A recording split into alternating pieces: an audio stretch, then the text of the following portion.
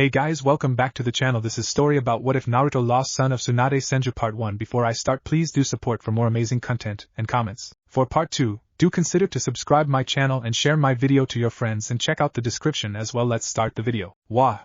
Wah! A newborn baby wailed as it laid in a small crib on top of the desk inside of the Hokage's office. It had been about 1 hour since the nine-tailed fox was defeated by the 4th Hokage and sealed inside a newborn baby whose umbilical cord was just cut, saving the lives of the remaining villagers of the Hidden Leaf Village, but in turn, losing his own life in the process. The very same newborn baby was currently screaming his heart out from inside of his crib on the Hokage's desk while wrapped warmly in a blanket. Sitting behind the desk smoking a pipe was Hiruzen Sarutobi, 3rd Hokage. He was staring at the baby with a sympathetic look on his face, knowing the burden the young child now carries. Off to the side of the office, sitting on the only couch in the room, was the former student of the 3rd Hokage and godfather to the crying baby, Jiraiya the Toad Sage. Quite the pair of lungs this one has, Jiraiya commented as he stood up and walked over to the crying baby. You get that from your mother for sure, he added, causing the age-old Hokage to chuckle in agreement as he began to remember how loud and hyperactive Kushina was as a child, while at the same time how quiet and easygoing Minato was. Jiraiya picked up the baby and began rocking him in his arms in hope of comforting the baby. Sadly, it did not help. The baby continued to cry. I think you are scaring young Naruto more than anything, the 3rd Hokage said with a chuckle, causing Jiraiya's head to drop. Jiraiya was about to give a reply about how much kids love him, but before he could open his mouth to say anything, the doors of the Hokage's office burst open, nearly blowing the doors off their hinges. Sarutobi-sensei! Yelled out the only female student that the 3rd Hokage had and teammate to Jiraiya, Tsunade Senju. Where is Minato and Kushina? She asked as she stormed into the office with a small girl no older than 16 following behind her. I went to the hospital to see if they were there to treat their wounds, but I couldn't find them, she stated as she marched straight towards her sensei, completely ignoring Jiraiya and the crying baby's presence. Have a seat, Tsunade, the Hokage said as he placed his pipe down and stared at his student with a sympathetic look on his face. Seeing the look on her sensei's face told Tsunade everything she needed to know. It was a look she had seen far too many times. Minato and Kushina sacrificed themselves to seal the Nine Tails away, the Hokage said, causing the little girl that was with Tsunade to gasp in shock as she heard what the Hokage said. I'm sorry, Tsunade, he added as he reached over the table and squeezed the student's hand, trying to comfort her. First it was grandfather, then granduncle, then Dan Nawaki, and now my son and daughter-in-law, Tsunade said as tears streamed out of her eyes. Maybe I am cursed, she added between sobs. Come now, Tsuna, Jiraiya said, still trying to comfort Naruto. I can't comfort both you and the baby at the same time, she said, getting her attention. Baby? Tsunade said in a confused voice as she turned to the Toad Sage. Upon seeing a head full of blonde hair and 3 whisker marks on each cheek, she sprang to her feet and shouted. Naruto! She yelled out as she took the baby from Jiraiya and began rocking him in her arms. What did you do to my grandson, you old pervert? She said angrily, causing Jiraiya's gape at her like a fish. Shhhh, there, grandma's here, Tsunade said in a soothing tone as she rocked Naruto in her arms. To the surprise of the 2 men in the room, the baby slowly began to stop crying until he was perfectly quiet in his grandmother's arms, staring up at her with a pair of cerulean blue eyes. How did you do that? Jiraiya asked as he looked over Tsunade's shoulder down at the baby. He was screaming when he was with me, he added. Must have been your face, Tsunade said with a chuckle, causing her sensei and the little girl with her to chuckle at the expense of Jiraiya. Hearing everyone around him chuckle, little Naruto gave out a cute giggle as he looked up at his grandmother. Hearing everyone, even his own godson, laughing at him, Jiraiya went over the corner of the room to sulk. Tsunade sat back down on the chair in front of the desk as she continued to stare lovingly at the baby. He looks like big brother Minato, the little girl said, causing everyone in the room to nod in agreement. You're right, Shizen, Tsunade said as she turned from her student to look at her grandson. But he has Kushina's face, she added. Tsunade, the 3rd Hokage said, getting her attention. There is something I have to tell you about Naruto, he said, causing her to look back down at the baby. Before the 3rd Hokage could speak again, Tsunade spoke up. The Nine Tails is sealed inside of him, isn't it? She asked, causing Shizen's eyes to widen in shock. Yes, it is, the Hokage replied as he nodded her head. How did you know? He asked, causing Tsunade to chuckle with a sad look on her face. I know my son very well, she said as she fought back tears. He would never ask someone else to give up their child to be condemned to the life of a Jinchuriki. It is something he would only do to his own child, she said, causing both Jiraiya and Hiruzen to nod their heads, both knowing the kind of man Minato was. Tsunade, I have to ask, the former Hokage suddenly said in a serious voice.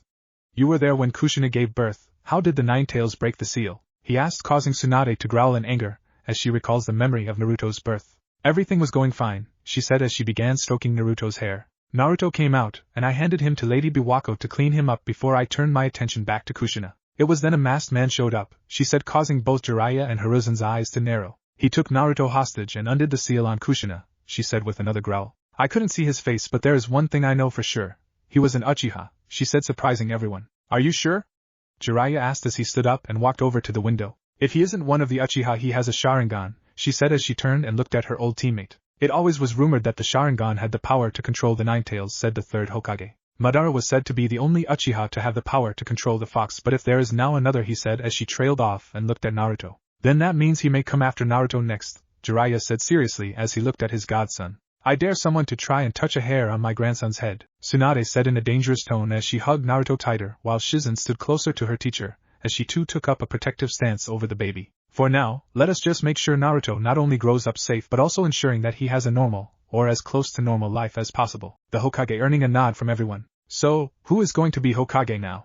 Jiraiya suddenly asked. Well, I kind of hoping one of you will take the hat, he said as he looked at his two former students with a hopeful look on his face. Not happening. Jiraiya and Tsunade said simultaneously, causing the age-old Hokage to sigh.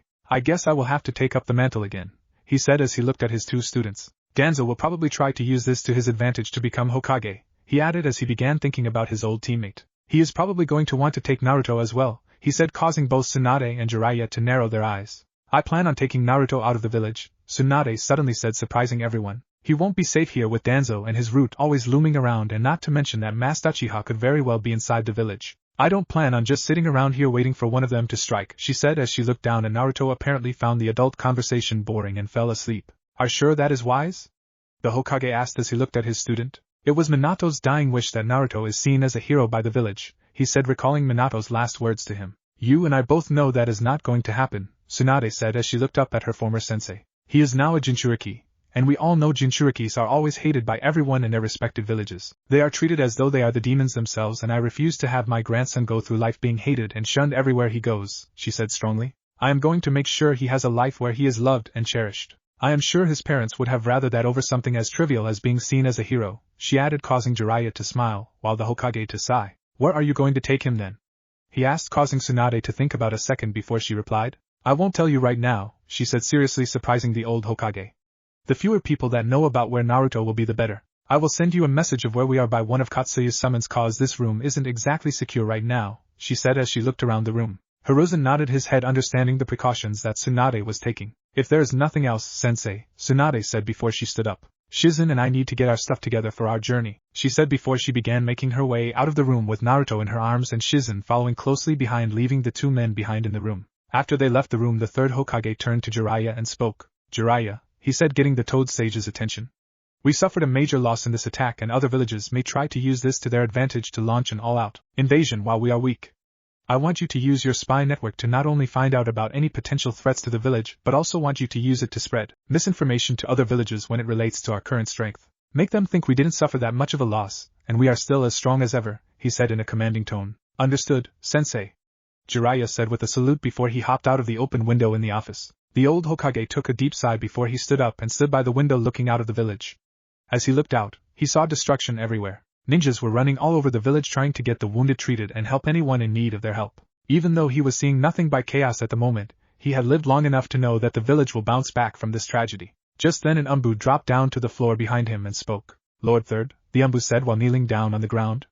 The council has been called, the Umbu said. So, it begins, the Hokage thought to himself before he nods the Umbu and began making his way to the council chambers. With Tsunade and Shizen had taken Naruto over to the Senju clan compound. Tsunade had created a few shadow clones and ordered them to start packing both her and Shizen's stuff. While the clones were packing everything up, Tsunade and Shizen currently had Naruto laying on the sofa while they were standing around him staring at him as he slept with smiles on both of their faces. He's so cute, Shizen said, causing her sensei to chuckle. Go make sure the clones are packing all of your stuff.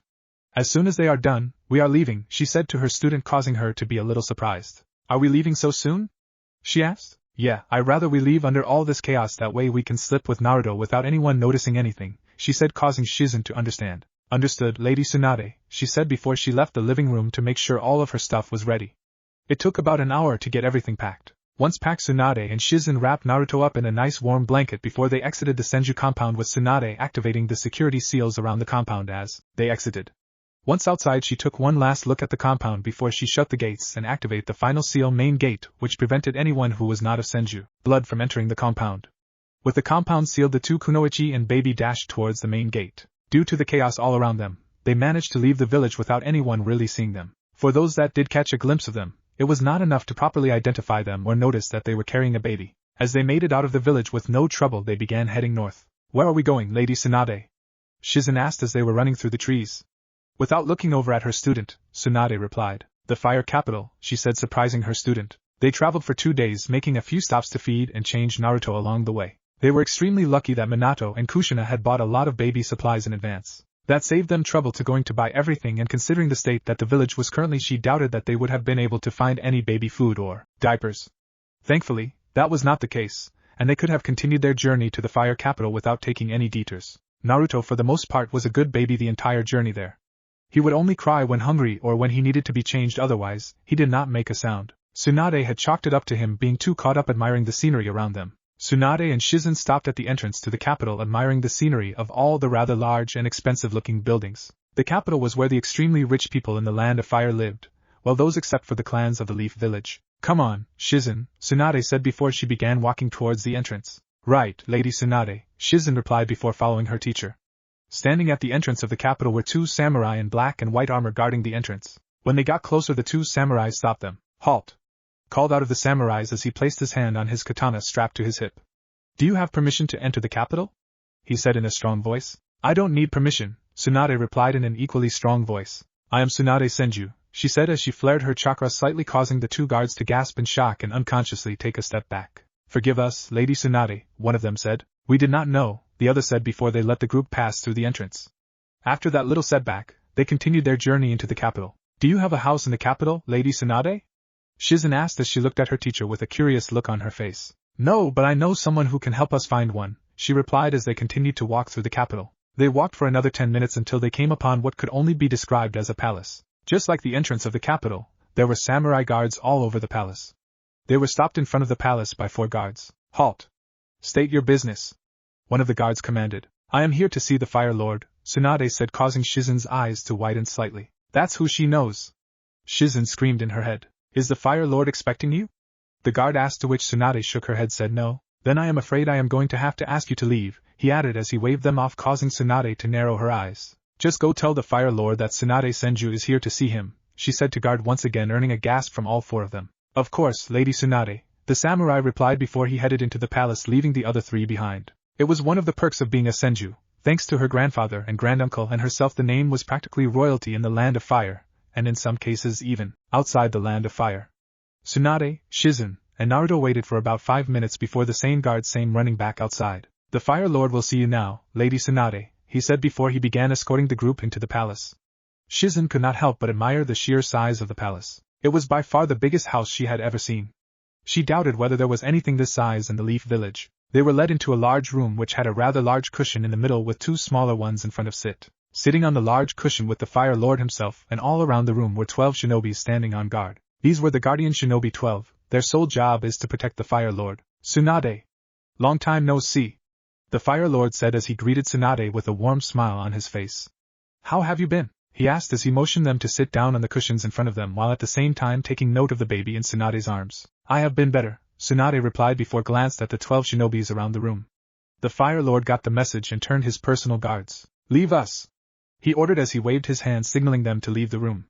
After they all left, the Fire Lord looked back at Tsunade and spoke. I just received word of what transpired in the Leaf, he said as he let out a sigh. Yes, it is most unfortunate, but they will rebuild stronger than they were before. They always do, she replied, causing the Fire Lord to nod his head in agreement. If you don't mind me asking, Tsunade, the Fire Lord said as he turned his attention to the baby in Tsunade's arms.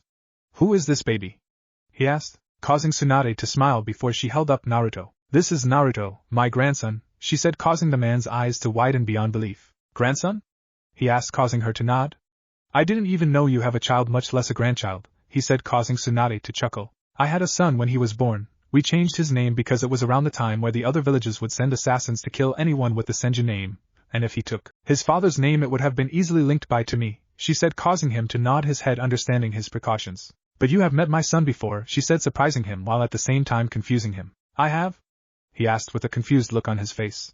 He was the Fire Lord. The people who he meets are all pretty powerful and high-ranking, so he cannot help but wonder just who Tsunade's son is. He looks a lot like his father, she said as she held up Naruto for the Fire Lord to see. His blonde hair and blue eyes are exactly like his father's, she said, causing the Fire Lord to stare at the baby for a few minutes before he realized who the baby looks like. You're right, he does look like his father, he said with a chuckle. He then realized something else which caused him to take on a more somber look before he spoke again. Tsunade, I am truly sorry for your loss, he said, causing a sad look to appear on both Tsunade and Shizen's faces. Thank you, she said in a soft tone. I had to leave the village immediately because I didn't want anyone to find out about Naruto, and as a result, I will miss their funerals, she said. It had pained her to leave just like that and not say her final goodbyes to Minato and Kushina, but Naruto's safety took priority over her grief. You traveled a long way to see me, Tsunade, the Fire Lord said, changing the subject. I imagine it must be for a reason, he said, causing her to nod. I was hoping if it is not too much trouble you could help me find a suitable place to buy here in the capital, she said while looking at the Fire Lord. Money is not an issue. I just want a place on the outskirts of the capital for us to live with a big enough space for me to train Shizen and Naruto when he is old enough, she added, causing the Fire Lord to think for a bit. I am asking you mainly because you would be able to speed up the process of me acquiring the house, she said. Why don't you just live here? The Fire Lord suggested, causing Tsunade's eyes to widen in shock. She had never expected the Fire Lord to give her such an offer. I am extremely grateful for the offer, my lord, but when training I tend to cause a lot of damage to the surrounding area and we are currently in the middle of the capital, Tsunade said, causing the Fire Lord to nod his head in agreement, knowing very well about Tsunade's superhuman strength. Very well, Tsunade, he said with a smile. Have it your way. I will have my assistant find you a suitable compound, but until then I insist you stay in the palace, he said, causing her to smile. Very well, sir, she agreed, knowing very well that the man will not let it go. However, sir, I must ask that you keep my presence here a secret. Not even the Hokage knows where I am, he said, surprising the man. You didn't tell Sarutobi where you would be? He asked in a surprised voice. I told him I was going to leave and will send him a message through a more secured way of communicating of my exact location once I am settled, she said, causing him to nod once again, understanding the precautions she is taking. What of young Naruto here? He said as he looked down at the baby. Will you be changing his name as well? He asked. For now, it will just be Naruto, she said with a smile. When he is older, I will let him decide on what he wants his last name to be, she said, causing Fire Lord to raise an eyebrow at her. Why not change his name as you did with his father? He asked. It is widely believed that I am the last Senju alive. Even if someone comes along claiming to be a Senju, I doubt anyone would take it seriously unless that someone is coming out of the Leaf Village, she said as she handed Naruto over to Shizen for a bit. Back then with his father, I wasn't the only one left, there's still a few members in the clan, so precautions needed to be taken. But right now everyone believes that with the exception of me all other Senjus are dead, she said, even though she was still slightly worried. Well then, that does make sense, but please do be careful, he said, causing her to smile. Let us head up to the residence and get you all settled in. My wife would probably kill me if I had you here and didn't bring you to see her, he said with a chuckle as they all stood up. They then walked to the door and pushed it open to see the same 12 shinobis standing outside the door guarding it. Without saying anything, the Fire Lord began walking towards the living quarters of the palace with Tsunade and Shizen, who were carrying Naruto, following behind him. 2 days later, Tsunade, Shizen, and Naruto had been starting in the palace of the Fire Lord for 2 days now. It had been a peaceful 2 days, to say the least. In the past 2 days, she got to spend a good amount of time with Naruto. It really helped her take her mind off Minato and Kushina. Shizen for the most was really in love with Naruto. He was like her little brother. She had always wanted to be a big sister, and now she is one. In the past 2 days she was having a ball playing with Naruto. She found him absolutely adorable. After they had spoken 2 days ago, the Fire Lord had asked his assistant to look for a compound on the outskirts of the capital for Tsunade, and today they received word that they found one that fits her specifications. Tsunade had to admit that it was rather fast, but she guessed that is one of the perks of being the Fire Lord. Without hesitating, she gave the assistant the money necessary to purchase the property. By the end of the day, the transaction was complete. Tsunade wanted to set out right away for the house because she wanted Naruto to experience some level of normalcy instead of always moving around like they were doing. But the Fire Lord insisted that they spend one more night, and he would have a carriage take them to the house in the morning. Tsunade eventually agreed and spent one more night in the palace, the Hidden Leaf Village. Sitting behind his desk with a tower of paperwork in front of him was the third Hokage. He had taken up back the position of Hokage. It has been 4 days since the Ninetales attack. The rebuilding efforts in the village had already begun, with everyone from jonins to everyday civilians helping out in the rebuilding efforts. They held a mass funeral yesterday for all those lost in the attack, while also burying the fourth Hokage and his wife as well. He had been slightly upset when he found out Tsunade had left without saying goodbye, but he understood she was only thinking about Naruto. Speaking of Naruto, he made no mention of Naruto being the Jinchuriki to either the public nor the council. Thinking about the council meeting causes him to smirk at the reaction of his old teammate. Flashback. Council meeting. The council room was divided into 2 sections, the shinobi sections consisting of the clan heads, and the civilian section consisting of a few rich civilians. They all sat in a straight line on either side of the room, with the Hokage seated at the head of both lines. Sitting behind the Hokage were his 2 advisors, who were also 2 of his former teammates. What of the Jinchuriki, Hiruzen? Asked Danzo as he spoke from the shinobi side of the room. That is none of your concern, Danzo, the Hokage replied with a sigh.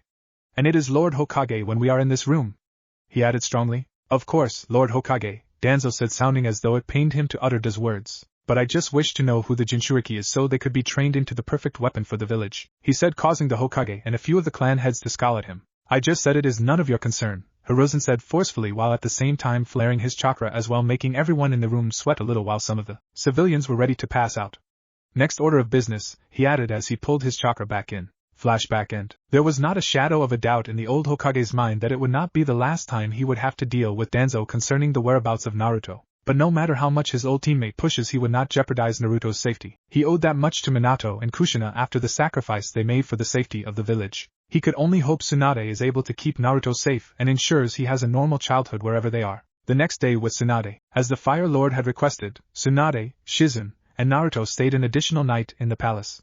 Now that it was morning, they were ready to leave. The Fire Lord had provided them a carriage to take them to their new home instead of having them walk all the way to the outskirts of the capital. The two kunoichis and baby, who was currently in Tsunade's arms, were standing in front of the palace entrance with the horse-drawn carriage behind them. Standing in front of Tsunade and Shizen were the Fire Lord and his wife, Madame Shirjimi.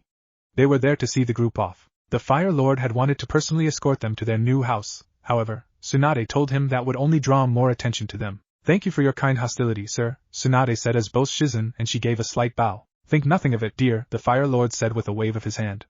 You all are welcomed in my home at any time, he said with a warm smile. Yes, and do try not to be a stranger, Tsunade girl, Madame Shirjimi said while holding a cat in her arms. We won't, Tsunade replied with a smile.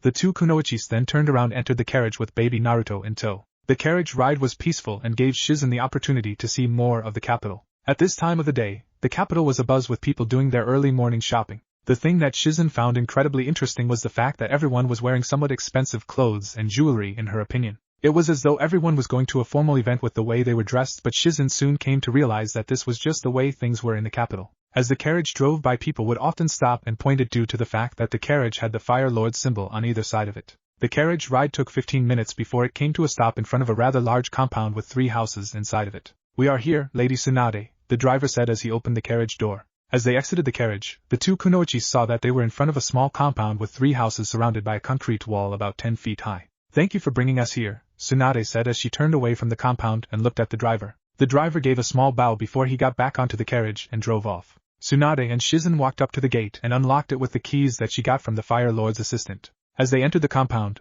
they could not help but admire the beauty of everything. There were 3 houses in the compound. The one in the center was bigger, the other 2 signifying it as the main house, while the other 2 were guest houses. Around the entire property were perfectly cut grass and a cobblestone walkway leading from the main gate to the 3 houses. Lining the walls around the property was a bed of flowers that seemed to go all the way around the compound. Deciding to check out the interior of the house, Tsunade began walking towards the main house with Shizen following behind with Naruto in her arms. As they entered the house, they were surprised to see that it was fully furnished. Tsunade had thought that they would have to buy all the furniture they would need, but it seems as though the Fire Lord had an additional reason for making them stay an extra night in the palace. My, quite the house this is, came a male voice from behind the duo, causing the two kunoichis to panic slightly. Tsunade immediately went into attack mode and spun around, getting ready to deal with their sudden intruder. Upon turning around to face the intruder, Tsunade came face to face with her old teammate Jiraiya standing in behind them with a stupid grin on his face. Jiraiya! Tsunade shouted in anger, causing the Toad Sage to grin wider. Miss me, Tsuna? He asked while grinning. In your dreams, you stupid pervert, Tsunade replied as she relaxed a bit. How the hell did you find us? She asked as they all walked into the house. I had my spies everywhere looking out for you, he said as they walked into the living room and sat down on the couch. It wasn't until 3 days ago that I got word of someone matching both you and Shizen's description spotted in the capital, he said as he took Naruto from Shizen and held him in his arms. I got here yesterday and heard that you entered the Fire Lord's palace, he said while making funny faces for Naruto, who was giggling away at his godfather's antics. At first I thought you were going to be living there, but then this morning I saw you get in the carriage, so I followed it and ended up here, he added as he turned and grinned at her. Tsunade sighed and leaned back into the couch. Hopefully, no one else knows I'm here, she said with a sigh. Don't worry, I'm already spreading rumors of you being spotted in the lighting country, Jiraiya said, causing Tsunade to smirk. Jiraiya then pulled out a storage scroll from his robe and put some chakra into it, resulting in a puff of smoke appearing from the scroll. When the smoke dissipated, Jiraiya was holding a small stuffed orange toad in his hand. He began moving it around in front of Naruto, causing baby Naruto to giggle and began reaching up for the toad. You like your gift, don't you? Jiraiya said as he handed the stuffed animal to Naruto, who immediately hugged it tightly. Jiraiya then handed Naruto back to Shizen before he stood up and spoke. I'm going to go place some security seals around the compound, he said, causing Tsunade to nod her head. Thanks, Jiraiya, she said with a smile. If you really want to thank me, then maybe you could, he began before he broke out in a perverted giggle, while staring at Tsunade's rather large breasts, causing the medical ninja's eyebrow to twitch in annoyance. Jiraiya! Tsunade growled out before he sprung up from the couch and began chasing Jiraiya. Shizen just shook her head as she held on to Naruto. Well, Naruto, I guess this is our new home from now on, she said as she too got up from the couch with Naruto in tow, preparing to explore the house. Time skip, 5 years. It has been 5 years since the Ninetales attack on the Hidden Leaf Village and 5 years since Tsunade, Shizen, and Naruto had started living in the capital. Naruto was now 5 years old and quite the handful. Tsunade did not know where the boy got all that energy from. It was like he was running on an infinite supply of entry that never runs out. Ever since he learned how to crawl, you could not leave him alone for a second, or else when you get back you will notice he vanished. It nearly gave his grandmother and his big sister a heart attack the first time it happened. They were changing him on Tsunade's bed when they turned around for a second to grab a new diaper. When they turned back, Naruto was no longer on the bed. Instead, he was on the floor trying to make a break for the open door. That habit of his only got worse when he learned how to walk. At that point, there was no stopping him. The only thing that Naruto would sit still for was ramen. It drove Tsunade crazy how the boy seemed to have inherited his mother's love for ramen. The past 5 years had been incredibly peaceful for the trio, well, as peaceful as it could get with Naruto around. Nothing too interesting happened in the last 5 years. Even though they have been living in the capital for 5 years, they rarely ever left the compound. When they do leave, it is always under a disguise, mainly the transformation jutsu. In the case of Naruto, who had yet to unlock his chakra, they would normally have him wear a hat to his spiky blonde hair, and some makeup on his face to hide the whisker marks. Naruto did not really care about the makeup. He was simply happy to be able to go outside. Even though there was no incident in the past 5 years with anyone recognizing them, Tsunade did not want to take any chance when it came to Naruto, so she always made sure they were in disguises. As mischievous as he was, he would always listen to his grandmother and big sister no matter what. So, when they told him to never go outside without them, he listened. Over the years, the Fire Lord's wife, Madame Shirjimi, would come by the compound to visit regularly, and sometimes Tsunade would even take Naruto to the palace with her when she goes to visit the Fire Lord. Naruto always enjoyed when Madame Shirjimi would come to visit because that would mean that he would get to play with her pet cat, Tora. The cat likes to run around, and so does Naruto. By the end of her visit, Tora would be so tired that she would just collapse into either Naruto or Madame Shijimi's arms. Currently, Naruto was sitting at the dining room table with a history book in front of him. Tsunade and Shizen started teaching Naruto how to read at the age of 3, and by the time he turned 4 he was able to read all on his own. Now that he is 5, his level of reading only increased to a point where they could give him more advanced reading materials like the history book he was reading, while Naruto to doing his reading, which is something Tsunade made sure he did every day. Tsunade was in the kitchen fixing lunch and Shizen was in the backyard training. Naruto then closed his book before carefully climbing down from the chair, which was too high up for him to begin with. He then took his book and ran upstairs to put it in his room before coming back down carrying some of his toys. He was wearing an orange t-shirt with the Senju clan symbol on the front with a pair of short blue pants. "Grandma, can I go play in the backyard?" came the voice of a young Naruto as he walked into the kitchen and looked up at his grandma. Tsunade turned and looked at him to see him carrying training kunai and shurikens as well as the orange stuffed toad that Jiraiya had given him. "Did you finish your reading?" Tsunade asked sternly while looking at him. "Yes, I read 2 full chapters," he said as he held up 2 of his little fingers forming the peace sign. "Very well," she said, causing him to grin and run out through the back door in the kitchen. "Thank you, Grandma," Naruto shouted as he ran out the back door. At first, Naruto used to call both Tsunade and Shizen mommy, but when he was 3 Tsunade told him that she was his grandmother, and Shizen was more like his big sister. Since then, he started calling her grandma and Shizen big sis. She did not explain to him that his parents were dead until a year ago, when he began asking why his mom and dad do not come to visit. It was a painful conversation, but it was one that they were going to have at some point. She also told him who his mother was, but she did not tell him who his father was as yet.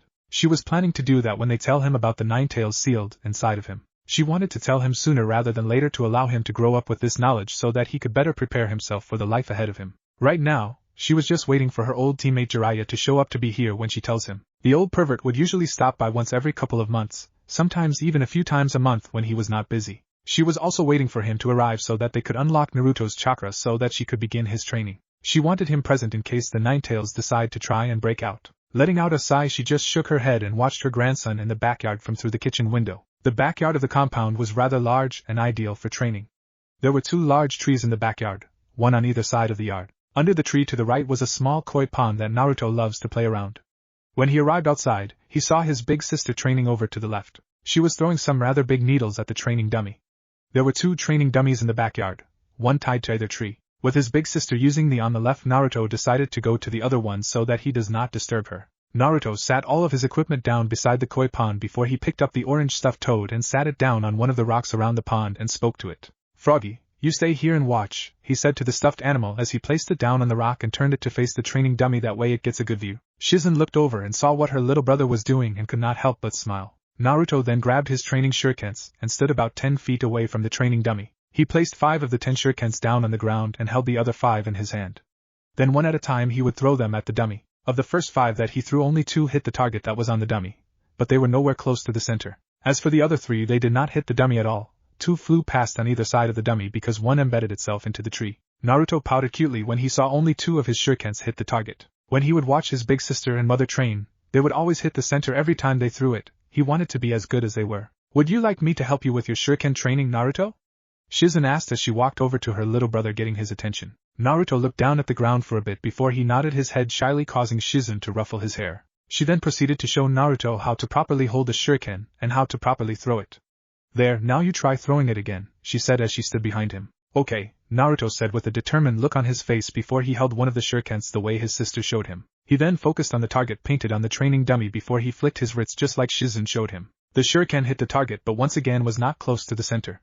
Not giving up, Naruto picked up the remaining 4 shurikens and began throwing them at the dummy. This time they all hit the target, but only one managed to hit the bullseye. Good job, Naruto, Shizen said as she ruffled his hair once again. If you keep practicing, you're going to be hitting the center every time, she said, causing him to grin up at her. Just you wait, I'm going to surpass you and Grandma in no time, he said with a wide grin on his face. Is that so?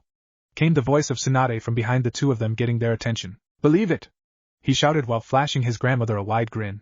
I'm going to be the strongest ninja that ever lived, he said while grinning. Well, until then, Tsunade said as she scooped him up in her arms. You are still my little Naruto, she said before she started tickling him, causing him to giggle. Okay, time for lunch. You can play with your kunai and shurikens after, she said as she began walking back towards the house. Wait! Naruto yelled, surprising the 2 women.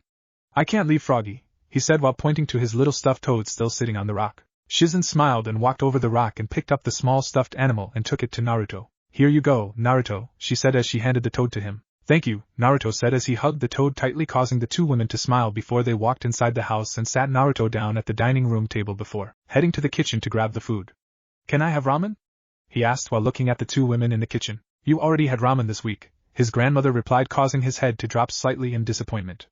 Tsunade would only allow Naruto to eat ramen once a week. On the remaining days, she would ensure he had a healthy, balanced diet. Shizen and Tsunade took all the food to the dining room table and set it up while Shizen placed a little bit of everything in front of Naruto so he could reach it easily, before sitting down beside him with her sensei sitting down across from her. As they were about to start eating, the voice of a man coming from the entrance of the dining room surprised everyone. Oh, lunch, the man said, getting all of their attention. When they turned to look, they saw Jiraiya standing there with a grin on his face. Jiraiya/pervy sage.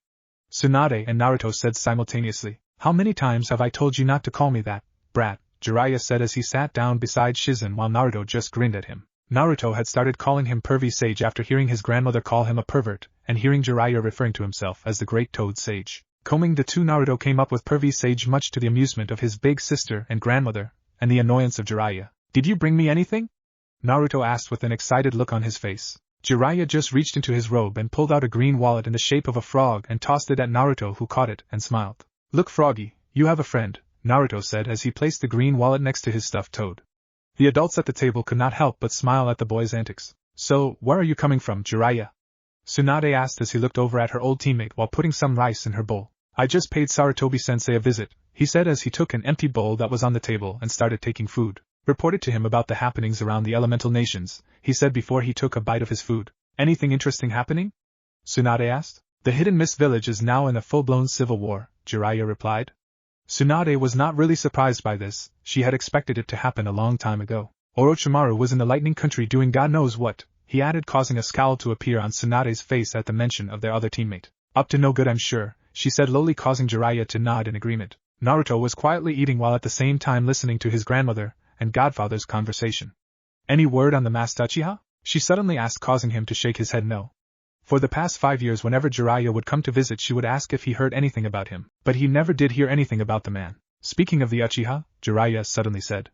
Some of my spies from inside the Leaf Village are telling me that the grand population of the village is starting to suspect the Uchiha clan for the attack, he said, surprising Tsunade. That's surprising, she replied as she looked at her teammate. I know for sure that sensei wouldn't go spreading what I told him about that night to the grand public, she said. You're right, Jiraiya replied with a nod.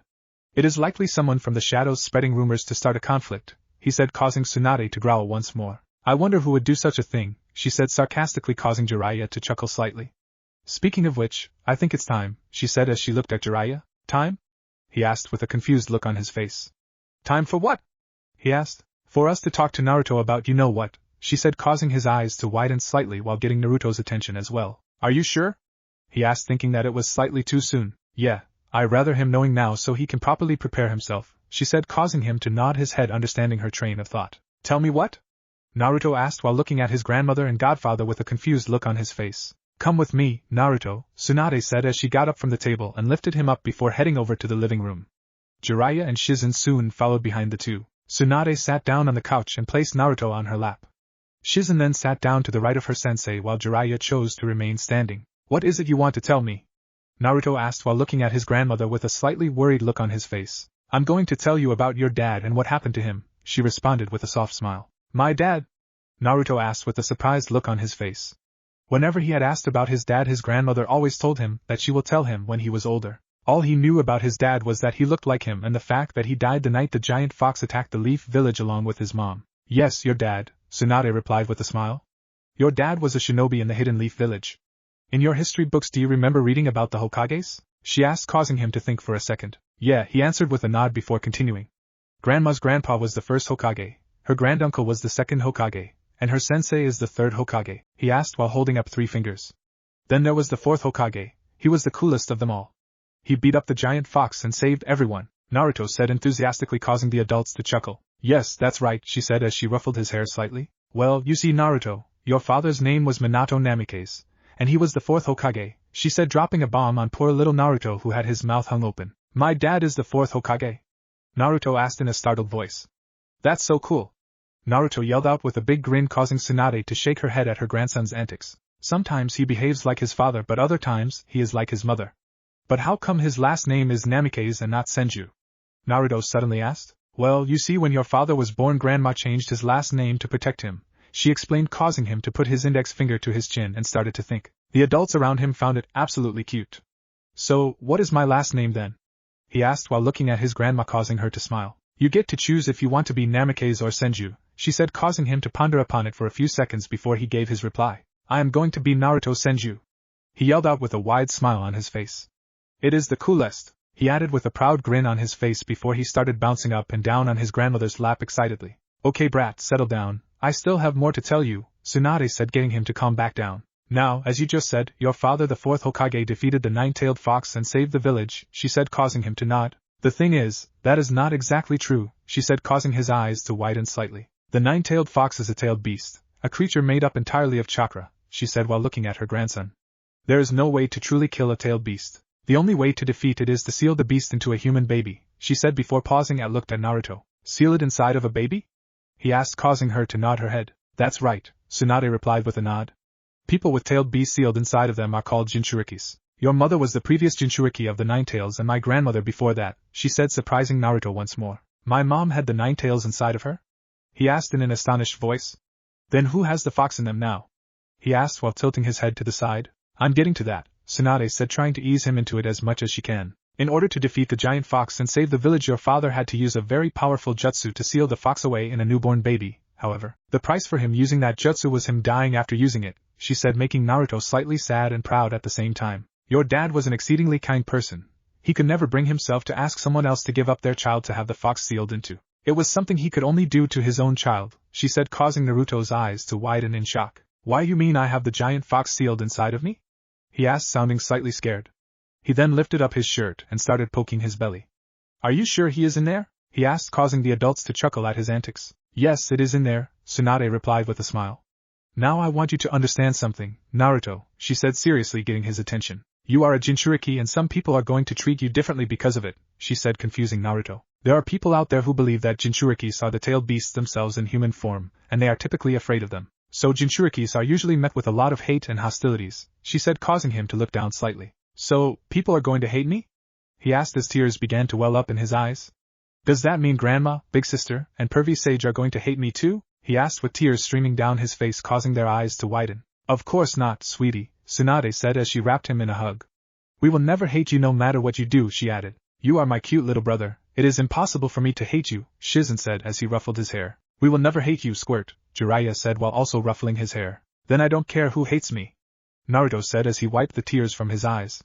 As long as you guys don't hate him, I don't care about anyone else, he added between sniffs. One day I'm going to be super strong like Dad and Grandpa Hashi, and then everyone will have to like me, he declared boldly. That's the spirit, kid, Jiraiya said with a smile. Well then, how about we start your shinobi training then? Tsunade asked with a smirk causing Naruto's eyes to widen in excitement. You mean that it is time for me to unlock my chakra? He asked in an overly excited tone as he started bouncing up and down on his grandmother's lap. He had wanted to unlock his chakra a year ago when he saw his big sister walking up the side of one of the trees in the backyard. He thought it was so cool. That's right, Squirt, Jiraiya said with a grin on his face. But before that, I have something for you, he said confusing Naruto. He had already received a gift from the old pervert, so he was wondering what else the man had for him. Jiraiya reached into his robe and pulled out a small storage scroll. He then channeled some chakra into the scroll causing a puff of smoke to appear. When the smoke disappeared, Jiraiya was holding a small picture frame. Here, he said as he handed it to Naruto. Looking at the picture his godfather handed him, Naruto saw that there were 5 people in the picture. It was a picture of his grandmother, big sister, and godfather standing next to a man with spiky blonde hair and a pregnant red-haired woman. This is your dad, Jiraiya said while pointing to the blonde-haired man. This is your mom, he said as he moved his finger over to the red-haired woman. And that you in there, he said while pointing at the woman's pregnant belly. These are my parents? He asked as he stared at the picture causing everyone to nod their heads. Can I keep this? He asked as he turned around to look at Jiraiya who nodded his head. Naruto smiled before he hugged the picture frame tightly into his chest. Why don't you go put that in your room and let's go to the backyard to unlock your chakra? His grandmother said causing him to nod his head eagerly before he climbed down from her lap and ran upstairs to his room. He placed the picture down on the nightstand next to his bed and looked at it for a few moments and smiled. I'm going to make you guys proud, he said to the picture of his parents before he ran back out the room and down the stairs. When he got downstairs, he saw that his family was already in the backyard waiting for him. Not wanting to wait any longer, he dashed out the back door to the backyard where his grandmother and big sister were standing. They were in the exact center of the backyard waiting for Naruto. Jiraiya was standing there with a small square paper with a seal drawn onto it in his hands. It was a chakra-suppressing seal. He had it mainly as a precaution in case the Ninetales decided to try and break free. He doubted whether the fox could break out of the seal but wanted to be prepared just in case. Okay, Naruto, Tsunade said as she saw her grandson join them in the backyard. Sit down on the ground as though you are meditating, she said while pointing to the ground in front of her. Naruto nodded his head did his grandmother instructed. Now close your eyes and meditate, she said causing him to close his eyes and take a few deep breaths. Look deep inside yourself for your chakra. It should give off a warm welcoming feeling, she added. I feel it, Naruto replied after a few minutes of searching. Good, now reach out and grab it and pull it towards you, she said remembering her sensei told her to do the exact same time. The 3 adults watched as Naruto suddenly stretched out his arms before he started grabbing at the air. This action by the little boy caused Shizen to giggle while the 2 other adults' sweat dropped. I can't hold it, Naruto replied after grabbing the air for a while. We didn't mean try grabbing it with your hand, dummy, Jiraiya yelled out causing Naruto to open his eyes and look at the man. Then how am I supposed to grab it if not with my arms, you pervy sage? Naruto yelled back before pouting cutely. Naruto, try to pull it towards you with your mind, Shizen said with an amused smile on her face. Okay, I'll try, Naruto replied before he closed his eyes and tried again. When he found the warm welcoming feeling deep inside himself, he began focusing on it, trying to pull it closer to him with his mind. Soon, he could feel the energy getting closer and closer to him.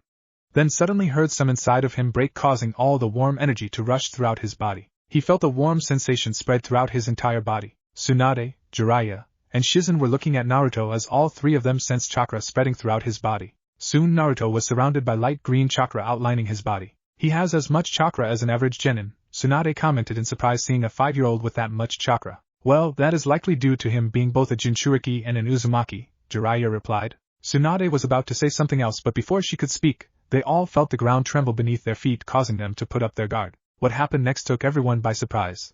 Bursting out from the ground behind Naruto was a decent-sized tree about a foot wide. The tree grew about 6 feet before branches with leaves started to grow out of the rather small trunk. Naruto then opened his eyes feeling super powerful due to him experiencing chakra for the first time. He looked down at his hand and made a fist, fully enjoying the feeling of power. Man, I feel so powerful, he said in a happy tone as he began to stand up. I feel like I could OWIE, he cried out as he banged his head against one of the branches of the tree as he stood up. Who put a tree there? He shouted as he turned and looked at his family who were all staring at him as though he grew a second head. What? he asked as he was kind of creeped out by the way they were all looking at him. Jiraiya, that's Tsunade said with her eyes wide as dinner plates and her mouth hung open. Yeah, Jiraiya replied with an equally astonished look on his face. Grandfather, Tsunade said. Sure is, Jiraiya replied with a nod. Amazing, Shizen whispered out staring at the tree. Are you guys okay? Naruto asked, knocking them out of their stupor. Do you have any idea what you just did, brat? Jiraiya asked as he walked forward and began examining the small tree. I just unlocked my chakra, Naruto replied, wondering why the old man was fussing over a tree. And what's up with that tree? It wasn't there before, he asked as he turned and looked at his grandmother. Naruto, sweetie, Tsunade began as she walked over and knelt down in front of Naruto. It would appear as though when you unlocked your chakra you unlocked your bloodline as well, she said, causing him to tilt his head to the side cutely. What's a bloodline? He asked, making Tsunade recall the fact that they had not gotten to that part of his studies as yet. Bloodlines are special abilities passed down genetically within specific clans, she explained as best she could to a 5-year-old. It is like the Uchiha clan's Sharingan or your great-great-grandfather's would release, she said, causing his eyes to light up in excitement. You mean I have some kind of special powers? He asked with a large, excited grin on his face, causing his grandmother to smile slightly. Yes, it would appear as though you have somehow inherited your great-great-grandfather's would release, she said with a sigh. I told you I'm going to be as cool as Grandpa Hashi, Naruto said with a wide grin as he turned to look at the tree. Lady Tsunade, Shizen called out, getting her teacher's attention. How come Naruto has the first Hokage's bloodline when no one else in the Senju clan has ever awakened it? She asked the question that was actually in both Jiraiya and Tsunade's minds. I haven't the slightest clue, Shizen, she replied before turning her attention back to Naruto. And I don't have any of our medical equipment here for us to study a sample of his DNA to see just what is different between his and mine, she stated. For now, let's just focus on his training and worry about all that later, Jiraiya said as he stopped studying the tree and turned to Tsunade. As he said that, a thought suddenly struck Tsunade, causing her eyes to widen. We don't have any of grandfather's Wujutsus here, she said as she stared at Jiraiya. They are all locked away in the Senju clan compound, she stated, causing her old teammate to sigh. Can I just go get them? He asked with a puzzled look on his face, to which she shook her head no. No, the compound is currently locked behind some pretty complex security seals that Grandma Mito brought with her from the Uzumaki clan. Only those with Senju blood and chakra can unlock it, she stated. What if you give me some of your blood and store some of your chakras in a special seal? Jiraiya suggested, causing Tsunade to shake her head no once more. No, Grandma Mito had planned for someone attempting that in advance. In addition to Senju blood and chakra, you need to plus the chakra in a specific pattern to unlock the seals, she said with a sigh, amazing Jiraiya. Well, for now, let us just teach him what we can, Jiraiya said as he folded his arms. Whenever either you or he decide to go back to Leaf, he can learn his would release then, he added, causing her to nod her head. She was not ready to return right now because Naruto was not able to defend himself as yet. Maybe when he can properly defend himself, he can go back, she thought to herself. Why?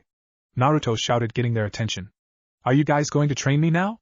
He asked, getting tired of waiting. Sure, thing squirt, Jiraiya replied before reaching up and plucking 2 of the leaves off the tree and handed one to Naruto. The first thing you need to learn how to do is to make this leaf stick to your forehead using chakra, he said as he placed his leaf on his forehead and channeled some chakra to the spot where the leaf is, making it stick in place. Naruto saw what his godfather did and tried to duplicate it, but much to his annoyance it would not stay on his forehead. Knowing that will take him a while to get it to stick, especially with his level of chakra, the 3 adults decided to go sit down on some of the chairs that they had in the backyard and watch him. 1 week later, it took Naruto 2 days to figure out how to get the leaf to stick to his forehead and stay there. For the remaining 5 days his grandmother had him focusing on sticking multiple leaves all over his body at the same time as a better way to increase his control. Jiraiya had stayed for a few days before leaving to tell the Hokage about Naruto unlocking his chakra. Both Tsunade and Jiraiya had agreed that they should keep Naruto's bloodline a secret from the Hokage for now, mainly due to the fact that they did not want to risk someone overhearing that kind of information. Seeing as how Naruto had mastered the leaf balancing exercise, Tsunade thinks it is time she taught him the tree climbing exercise. Naruto, who was currently sitting under the tree next to the koi pond with 3 leaves stuck to his forehead, 1 on either cheek and 1 in the center of his chest, saw his grandmother walking towards him. His big sister was sitting under the other tree reading book on medical ninjutsu. Naruto, it is time for you to learn the next exercise, Tsunade said, getting Naruto excited. I'm going to teach you how to walk up the side of a tree, she said before she moved him out of the way. She then placed one foot on the trunk of the tree and began walking up the tree as though she was walking on the ground. Wow! Naruto said as he started bouncing up and down. That's so cool!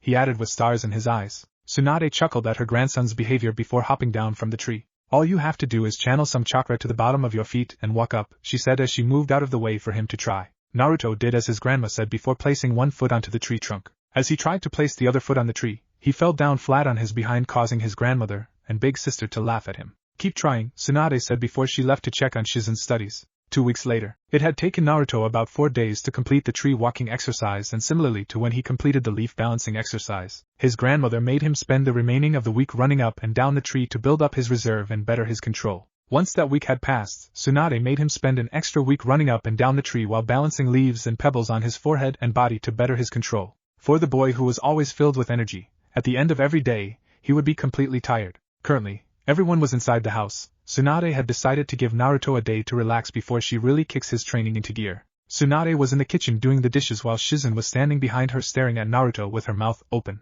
"Lady Tsunade," Shizen said, getting their sensei's attention. "Do you think it was a good idea teaching Naruto how to walk up trees?" she asked, confusing her sensei. "What do you mean if it was a good idea?" Tsunade asked as she continued to wash the dishes. "It is a necessary skill to learn for every shinobi," she added. "I know that, I'm just wondering if you are regretting teaching him it?" she asked, causing Tsunade to scrunch up her forehead in confusion. "Why would I read?" she began as she turned around to question Shizen. As she turned around, she saw Naruto running up and down the walls and all over the ceiling with a wide smile on his face as he left a trail of shoe prints behind him. Tsunade's eyebrows started to twitch violently before she shouted out, "Naruto!" she yelled. Time skip. 7 years later. 7 years had passed since Naruto unlocked his chakra and discovered that he had inherited his great-great-grandfather's bloodline. Naruto had advanced leaps and bounds in the last 7 years. He had as close to perfect chakra control as he could possibly get thanks to his grandmother and big sister putting him through the ringer when it comes to chakra control. Exercise. Immediately after mastering the walking on water exercise, his mother put him through some more advanced chakra control exercises that are usually taught to those who want to learn medical ninjutsu. As a result of his close to perfect chakra control, his grandmother and big sister trained him in medical ninjutsu. When his chakra reserve had increased to a sizable amount, Tsunade decided to teach him the shadow clone jutsu to help speed up his training a bit. To say that by creating a few clones every day and having them train alongside Naruto sped up his training would be an understatement. Even though Naruto had the chakra necessary for him to create hundreds of shadow clones at any given time, Tsunade limited him to no more than 20 clones at a time. That way they all could train in the compound and not get in each other's way, and also avoid Naruto suffering serious backlash from them dispelling. So, every day for the past 5 years Naruto would make about 15 clones. 5 of them read books and scrolls about medical ninjutsu. Another 5 would read a few books on Fuinjutsu which Jiraiya would bring for him, and the remaining 5 would train with the original and Tsunade in either taijutsu or ninjutsu. Once the clones ran out of reading material, Naruto instructed them to train in his chakra nature. It was the first thing Tsunade and Jiraiya checked after he had completed his water walking exercise. As it turns out, Naruto had an affinity for 3 chakra natures, with the wind nature being his main type while water and earth being secondary. Tsunade and Jiraiya had expected the earth and water, but the wind was a complete surprise to them. Thanks to his clones, Naruto had already done the necessary exercise to better control each of the 3 chakra natures, but he was not pleased with that. He wanted to take it to the next step to better his control over each chakra nature. Over the past 7 years, Naruto found time in between all of his training that his family put him through to practice his wood release. Even though he did not have his great-great-grandfather's scrolls and techniques with him, he would like to believe that his control over his wood release is fantastic, but unfortunately, there is no way for him to truly tell until he sees his great-great-grandfather's scrolls. His grandmother would often tell him that he reminded her of her grandfather when she would watch him create trees and all kinds of wooden constructs. Even though he did not have his great-great-grandfather's scrolls, it did not stop Naruto's imagination from aiding him in creating a few techniques for him to use. Now Naruto was 12 years old and he was a competent medic, a seals master that could give Jiraiya a run for his money, and a pretty powerful shinobi that could kick an average jonin's ass. Well, technically he was not a shinobi as yet due to the fact that he has not taken the graduation exam as yet. Currently, Naruto was standing inside of his bedroom looking around at the now empty room. He had packed up all of his things barring the bed to take with him to the Hidden Leaf village. His grandmother had decided that it was time for him to return to the village so that he can take the graduation exam with people who were his age. Apparently, she had already sent word to the Hokage that he will be returning, and the Hokage agreed to let Naruto take the graduation exam even though he has never stepped foot into the academy. "I sure am going to miss this place," Naruto said to himself with a smile as he looked around all the memories he had there. At 12 years old he now stood 5 feet 6 inches taller than anyone his age. His spiky blonde hair had gotten longer over the years to the point where it was exactly like his father's. He was wearing black shinobi pants with a matching pair of black shinobi sandals. He wore a black uniform jacket with orange buttons going down the middle and on the end of the sleeves. Around his right bicep was a red armband with that kanji for 9 on it, and on the back of the uniform jacket was the Senju clan symbol in orange. He had the top 2 buttons of his jacket open, revealing his great-great-grandfather's necklace which his mother gave to him. A/N. It basically his outfit from the last Naruto the movie. The only difference is the pants are black and the Senju clan symbol on his back. "Are you done yet, brat?"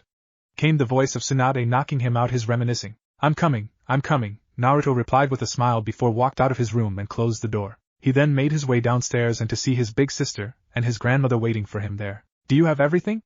Tsunade asked as she looked at him with one hand on her hip. Yes, everything is stored in the storage scrolls and the storage scrolls are stored in the storage seal on my wrist, he said as he pulled up his right sleeve revealing a storage seal tattoo on his wrist. Good, Sarutobi-sensei is expecting you, she said causing him to nod his head. Tsunade and Shizen were not going with him to the Leaf Village instead. They are going to be touring around the Fire Country for a bit before they make their way to the village. It was mainly due to them being cooped up in the Fire Capital for the past 12 years, with 7 of those 12 years was spent training Naruto into the ground. If anything, they deserved a short break. I'll be there, he replied with a smile. The Chunin exams are going to be held in the Leaf this year.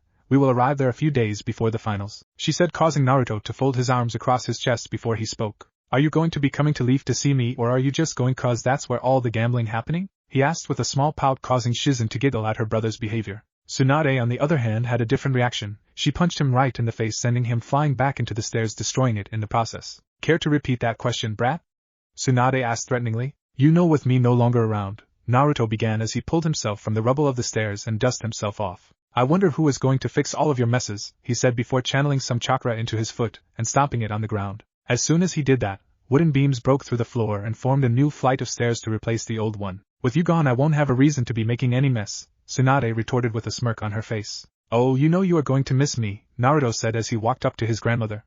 She smiled at him before pulling him into a warm hug. Be safe, she whispered while hugging him and fighting back tears at the same time. I will, Naruto replied as he broke the hug and turned to his big sister who already had tears streaming down her face. I'm going to miss you, Neru, she said as latched onto Naruto. Big sis, you're acting as though you're not going to see me again, Naruto said as he tried to comfort his sister. I know, she said as she let go of him and wiped away her tears. Good, now where is Taunton?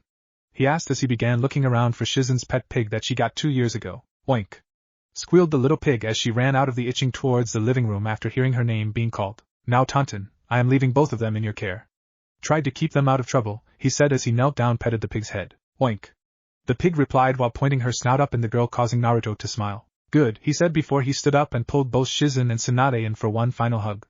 I should head out now, he said as he let them go. Send us a message when you get there and try to stay out of trouble, Tsunade said causing him to grin. I always stay out of trouble, he replied as he made his way to the door causing the two women to sweat drop. They walked up behind him as he exited the door and stood in the doorway as they watched him leave the compound. Is he going to be okay?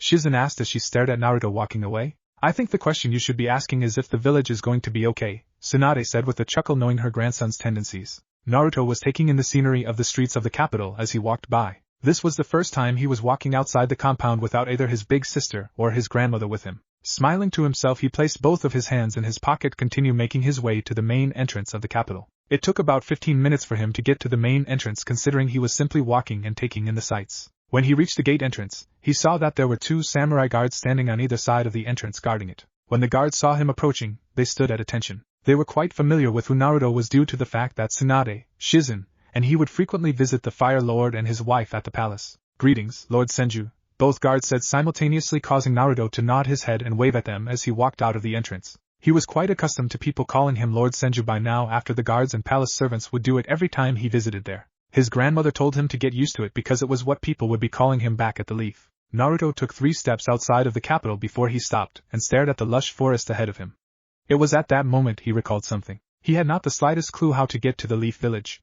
Deciding to ask one of the guards, he turned around and spoke to them. Can either one of you tell me how to get to the Leaf Village? He asked as he looked at them. The guards looked at each other for a second before the one on the right spoke up. It is directly south of the capital, he said while looking at Naruto. It is about a 2 to 3 days journey from here depending on your speed, he said causing Naruto to nod his head before he spoke. Thank you, Naruto said before he turned and started walking south. This was the first time he was outside of the capital. He was going to take his time and truly soak in the scenery around him. He walked through the forest for about 5 hours before his stomach started grumbling. Guess it's time for lunch, he said as he stopped and began looking around to find a place for him to eat. Soon the sound of running water invaded his ear causing him to turn his attention to the left and began walking in the direction of the sound. He walked for about 5 minutes before coming to the edge of a riverbank. This is a nice place to eat, he said before he plopped himself down on the grass at the edge of the bank and flicked his wrist activating the storage seal. 1 second later, with a puff of smoke Naruto was revealed holding a small storage scroll in his hand. He opened the scroll and placed it down in front of him before he sent some chakra into the seal creating another puff of smoke. The only difference was when the smoke disappeared this time 2 large bowls of ramen were in front of Naruto still piping hot. Got to love storage seals, he thought to himself as he picked up a pair of chopsticks and one of the bowls before digging in. It took him 5 minutes to finish both bowls of ramen, and by Naruto standards that was him taking his time. After he finished, he resealed the empty bowls into the storage seals and then stood up, turned around, and began making his way back from where he came from. He walked for a couple of minutes before he stopped and looked to the right, then the left, then in front of him, and then behind him. I have no idea which direction I came from and which direction I'm supposed to be going in, Naruto said to himself as he looked around him. Everything looked the same to him, and he was fairly sure he was not where he started before making his way to the riverbank. Well, this sucks, he said with a sigh as he ran his hand through his hair. I'm pretty sure I came from over there, he said while pointing to the right, and I am supposed to be heading south, which is in that direction I think, he said while pointing to the left. Oh well, life is just one big adventure I guess, he said with a shrug before he started heading to the left. He walked for about 2 hours before he exited the forest and joined a dirt road that seems to cut through the forest. 2 days later, it was currently nightfall, and Naruto was standing in the forest in the middle of a forest still yet to reach the Hidden Leaf village, and he was starting to get frustrated. The dirt road that he was previously on led him to Tanzaku quarters. He was so caught up in admiring the scenery around him that he did not notice the road he was on twisted and turned in all directions leading off the course he was supposed to be on. After spending a night in Tanzaku quarters, he set out at full speed this time for the Leaf village after getting some direction from the lady at the inn that he stayed the night in.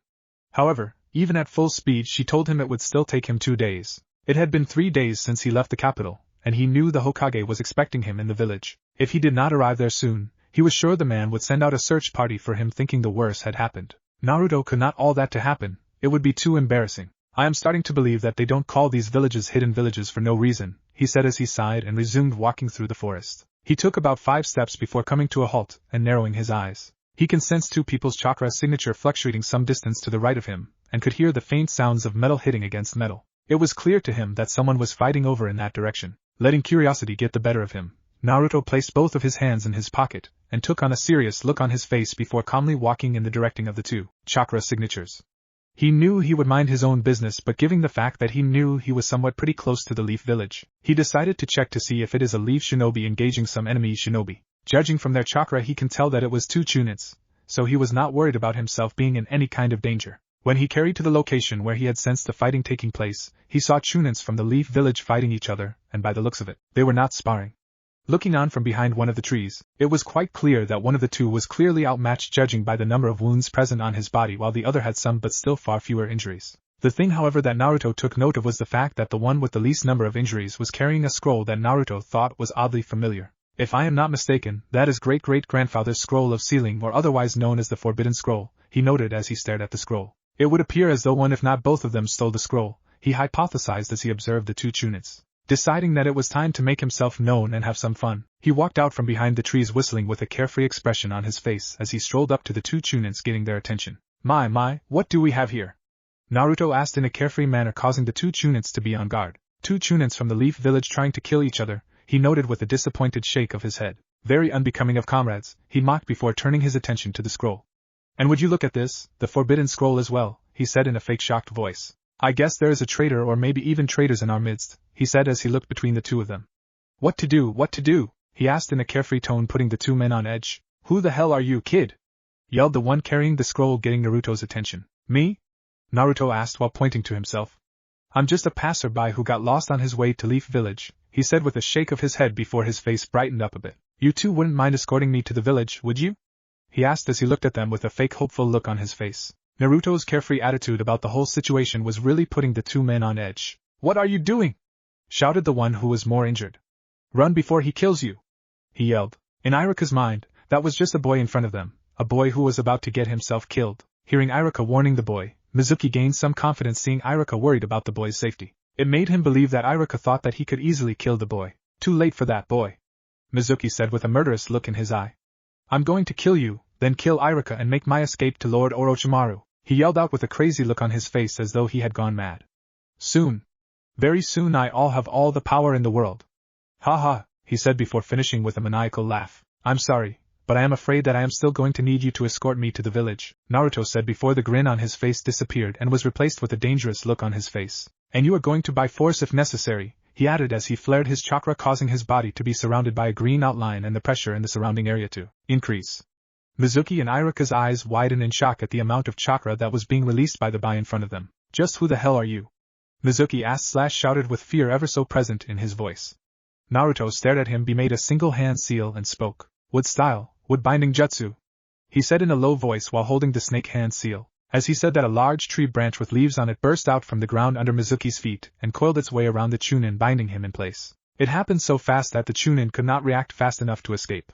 Naruto then narrowed his eyes before he added a bit more chakra, causing the tree branch to tighten its grip on Mizuki. Ah! Mizuki yelled out in pain as he felt the coil get tighter. Please, let me go and I promise I won't cause you any trouble, I swear, Mizuki begged with tears streaming down his face, causing Naruto to chuckle darkly at him. No, I don't think so, Naruto replied as he let go of the hand seal and began walking towards the duo. I've heard wonders of the Hidden Leaf's torture, an interrogation division headed by a man called Ibiki, Naruto said, causing the color to drain from the traitorous Chunin's face. I think I will let him deal with you, he said with a smirk before walking over to Iruka, causing the injured Chunin to break out from his shock of seeing the first Hokage's bloodline. Do not panic. I am just going to heal your wounds, Naruto said as he knelt down beside Iruka and began healing the shinobi with medical ninjutsu. Thank you, Iruka said with a grateful smile on his face. Naruto nodded his head and just continued to heal him. While healing Iruka, Naruto created 2 shadow clones without using a single hand seal. One clone went over and picked up the forbidden scroll and brought it over to Naruto, while the other went over and severed the bottom on the tree branch that was binding Mizuki, so that they could transport him. Upon severing the branch, Mizuki fell over while still bounded, hitting his head pretty hard against the ground, knocking him out. After he finished healing Iruka, Naruto stood up and picked up the forbidden scroll. Iruka was about to say something to him about the scroll, but before he could, a tree branch similar to the one binding Mizuki burst up from the ground and wrapped itself around him as well. What is the meaning of this? Iruka yelled/asked. It's nothing personal, it's just a precaution, Naruto said with a shrug. For all I know, the two of you are in on this together, and he betrayed you, he said while creating 2 more shadow clones to carry Iruka, while the 2 from earlier would carry Mizuki. When we get to the village, the Hokage will decide if you are innocent or not, he added before signaling the clone to pick them up. Which direction is the village in? He then asked while looking at Iruka. Straight ahead, Iruka replied, causing Naruto to nod his head before he began walking in the direction of the village with his 4 clones carrying the 2 Chunins behind him. He walked in silence for about 15 minutes before the village walls came into view. Naruto could not help but smile at the fact that he had finally arrived at the village. So, this is the Hidden Leaf Village, he said as they approached the entrance. As they were approaching the entrance, about 6 shinobis all ranging from Chunin to Jonin appeared in front of the gate, ready to confront Naruto. Naruto was not really all that worried about the 6 of them. He continued walking towards the gate without a care in the world. Halt and identify yourself. A Jonin wearing dark sunglasses ordered. Who the hell wears sunglasses at night? Naruto asked in a confused tone as he continued to walk towards them. The sunglass-wearing Jonin was named Ebisu, and he was slightly ticked off that the kid carrying the forbidden scroll just ignored his order. I said halt and identify yourself. Ebisu repeated a bit louder this time. Oh right, I'm Naruto. Naruto said with a carefree smile on his face as he stopped in front of the group. Can all of you move out of the way? I got an appointment with the Hokage that I am a few days late for. It would be incredibly impolite to keep him waiting for any longer, he said with a smile. The 6 shinobi all looked at each other, unsure what to do. And what business do you have with the Hokage, brat? One of the Chunin asked. I'm sorry, I wasn't aware that the Hokage's business was any of your business, Naruto replied with the carefree smile still on his face. The Chunin who had asked the question growled when he heard Naruto's reply. Just who the hell does this little brat think he is? He thought to himself in anger. Now all of you have 2 options here. You can either escort me to the Hokage, he said with a smile before wiping the smile from his face and replacing it with a serious look as he narrowed his eyes and flared his chakra slightly. Or get the hell out of my way, he said lowly, causing some of the Chunins to take a step back, including the one who spoke up earlier. We will escort you to Lord Hokage, another Jonin said, getting everyone's attention. Naruto looked over at him and saw that he had a saban needle in his mouth. Naruto smiled at him and suppressed his chakra once more. The group of shinobi then escorted Naruto to a large red building with fire written on the front. In front of the building were even more Chunins and Jonins, and standing behind them all was an old man wearing a white robe. Lord Hokage. This boy approached the southern gate with the forbidden scroll in hand along with Mizuki and Iruka as his captives, Ebisu yelled out, getting everyone's attention. He claims to have an appointment with you, he added, causing the Hokage to raise an eyebrow and walk to the front of the group of shinobi to see who had an appointment with him. When he got to the front of the group, he gasped in shock at the boy standing before him. It was as though he was staring at a younger version of the 4th Hokage. It was not until he saw the whisker marks on each cheek did he realize just who it was. Naruto? The Hokage called out in a slightly surprised voice. Hello, Lord Hokage, Naruto said respectfully with a smile. Sorry I'm a bit late, I kind of got lost on the way here, he said with an embarrassing chuckle. Well, you are here now, the 3rd Hokage said before he looked behind Naruto at a bounded Mizuki and Iruka. Can you explain what happened with them? He asked, completely not noticing the fact that they were bounded by trees. Sure, Naruto replied with a smile. While I was heading here, I came upon these 2 trying to kill each other in the woods. The unconscious one was in possession of the scroll while the other one was getting the living hell beat out of him, he said, causing Irika to look away in embarrassment. Long story short, I captured both of them and took the scroll because I didn't know if one of them stole it or both of them stole it, and one betrayed the other, Naruto said with a nonchalant shrug. Oh, here, he said before handing the scroll over to the Hokage. Mizuki was the only one who stole the scroll, the Hokage said while looking at the still unconscious Chunin. Irika was part of the search party that I sent out to retrieve the scroll, he added as he turned to the academy instructor. Nodding to the Hokage, Naruto signaled the clone to set Irika free. Take the thief to Ibiki. The Hokage ordered the shinobi around before turning back to Naruto. Let us go to my office, Naruto, he said before turning and walking towards the giant red building while holding onto the forbidden scroll. Naruto dispelled his clones before following the Hokage to his office, leaving the shinobi behind to deal with the scroll thief. Just who is that boy? One of the shinobi asked as he stared at Naruto walking away. How the hell did he bind Mizuki with a tree? Another asked, drawing attention to the fact the traitor had a tree branch wrapped around him. Guys, a random Chunin stuttered out. Is that symbol on the back of his shirt what I think it is? He asked while pointing to Naruto's back. Everyone looked over to Naruto and saw the Senju clan's crest on his back, causing their eyes to widen. The Senju clan, one of them whispered out in shock. It was at that moment a few of the smarter ones began looking between Naruto and the tree branch that was binding Mizuki. Impossible, one said in a whisper. The first Hokages would release, another said before he turned and looked at Irika as if to ask if it was true. Yes, you are correct, Irika replied, getting everyone to look at him. He possesses the bloodline of the first Hokage, he said, causing everyone's jaws to drop. Hokage's office. As they entered the office, the Hokage went to sit behind his desk, but then he remembered that the chair, which is usually on the opposite side of his desk, had been sent out to be replaced that afternoon, and a new one would not arrive until the next day. I'm sorry, but the chair which usually there was sent out to be replaced, he said as he looked at Naruto with an apologetic look on his face. It is fine, Naruto said with a wave of his hand before he stomped his foot on the ground, causing a few small beams of wood to sprout up. In a matter of seconds, a new chair made out of wood was there for him to sit on. Wonderful, the Hokage said as both he and Naruto sat down. The Hokage sat down and blinked for a few seconds as he stared at Naruto, who was grinning at him. His eyes then widened to the size of dinner plates before he sprung up back to his feet and pointed at Naruto. Why, you just... he stuttered out in a shocked voice, causing Naruto to burst out laughing. Grandma was right, people's reaction to my bloodline is hilarious, Naruto said while laughing. The Hokage plopped himself back down on his chair before he let out a sigh. I'm getting too old for this, he said, causing Naruto to only grin at him. When did you unlock it? He asked. When I was 5, Naruto replied, surprising the old man. It happened the same time I unlocked my chakra, he said, causing the old Hokage to nod. It does bring back a lot of memories seeing you use it, he said with a fond smile. It reminds me of Hashirama-sensei, he said, causing Naruto to grin after being compared to his great-great-grandfather. Grandma said the same thing, he said with a smile. I was expecting you 2 days ago, Naruto, the Hokage said as he stared at Naruto. You missed the graduation exam, he added, causing Naruto's eyes to widen. What? Naruto yelled/asked. Does that mean I have to wait till next year? He asked in a slight panic. Oh man, Grandma is going to kill me, he said as he sunk into the chair. No, nothing like that, the Hokage said with a chuckle. I can give you the test tomorrow, he said, causing Naruto to breathe out a sigh of relief. However, a lot of the teams have already been decided, so we are going to have to come up with something to do about you, he said, causing Naruto to nod his head. I would love to hear about how life was for you with Tsunade, but it is pretty late now, and I am sure you must be tired, the Hokage said, causing Naruto to smile and nod his head. He was indeed tired, and he needed a bath as soon as possible. Tell you what, why don't you come by the Sarutobi compound tomorrow morning for breakfast, and you can tell me everything, he added with a grandfatherly smile. That sounds wonderful, Naruto replied with a smile before he remembered something. Before I forget, he said as he flicked his wrist and unsealed a small scroll and handed it to the Hokage. This is a letter from my grandmother appointing me the acting head of the Senju clan until she returns to the village, he said in a serious voice. When will she be returning? The Hokage asked. She said we will arrive here a few days before the finals of the Chunin exams, Naruto replied. Well then, I should let you go get settled in, the Hokage said as he stood up. You wouldn't by chance have a map of the village, do you? Naruto asked, not wanting to get lost again. The third Hokage pulled open one of the grass to his desk and pulled out a map. He then opened it for Naruto. We are here right now, he said, pointing to the map. Senju compound is located over here in the clan district, he said while pointing where Naruto needed to go. Naruto looked at it and began plotting his path to take. Thank you, Lord Hokage, Naruto said with a thankful smile on his face as he folded up the map. I will see you in the morning, the Hokage said, causing Naruto to nod. Good night, Lord Hokage, Naruto said before he held up a half-rammed seal and shunshin away.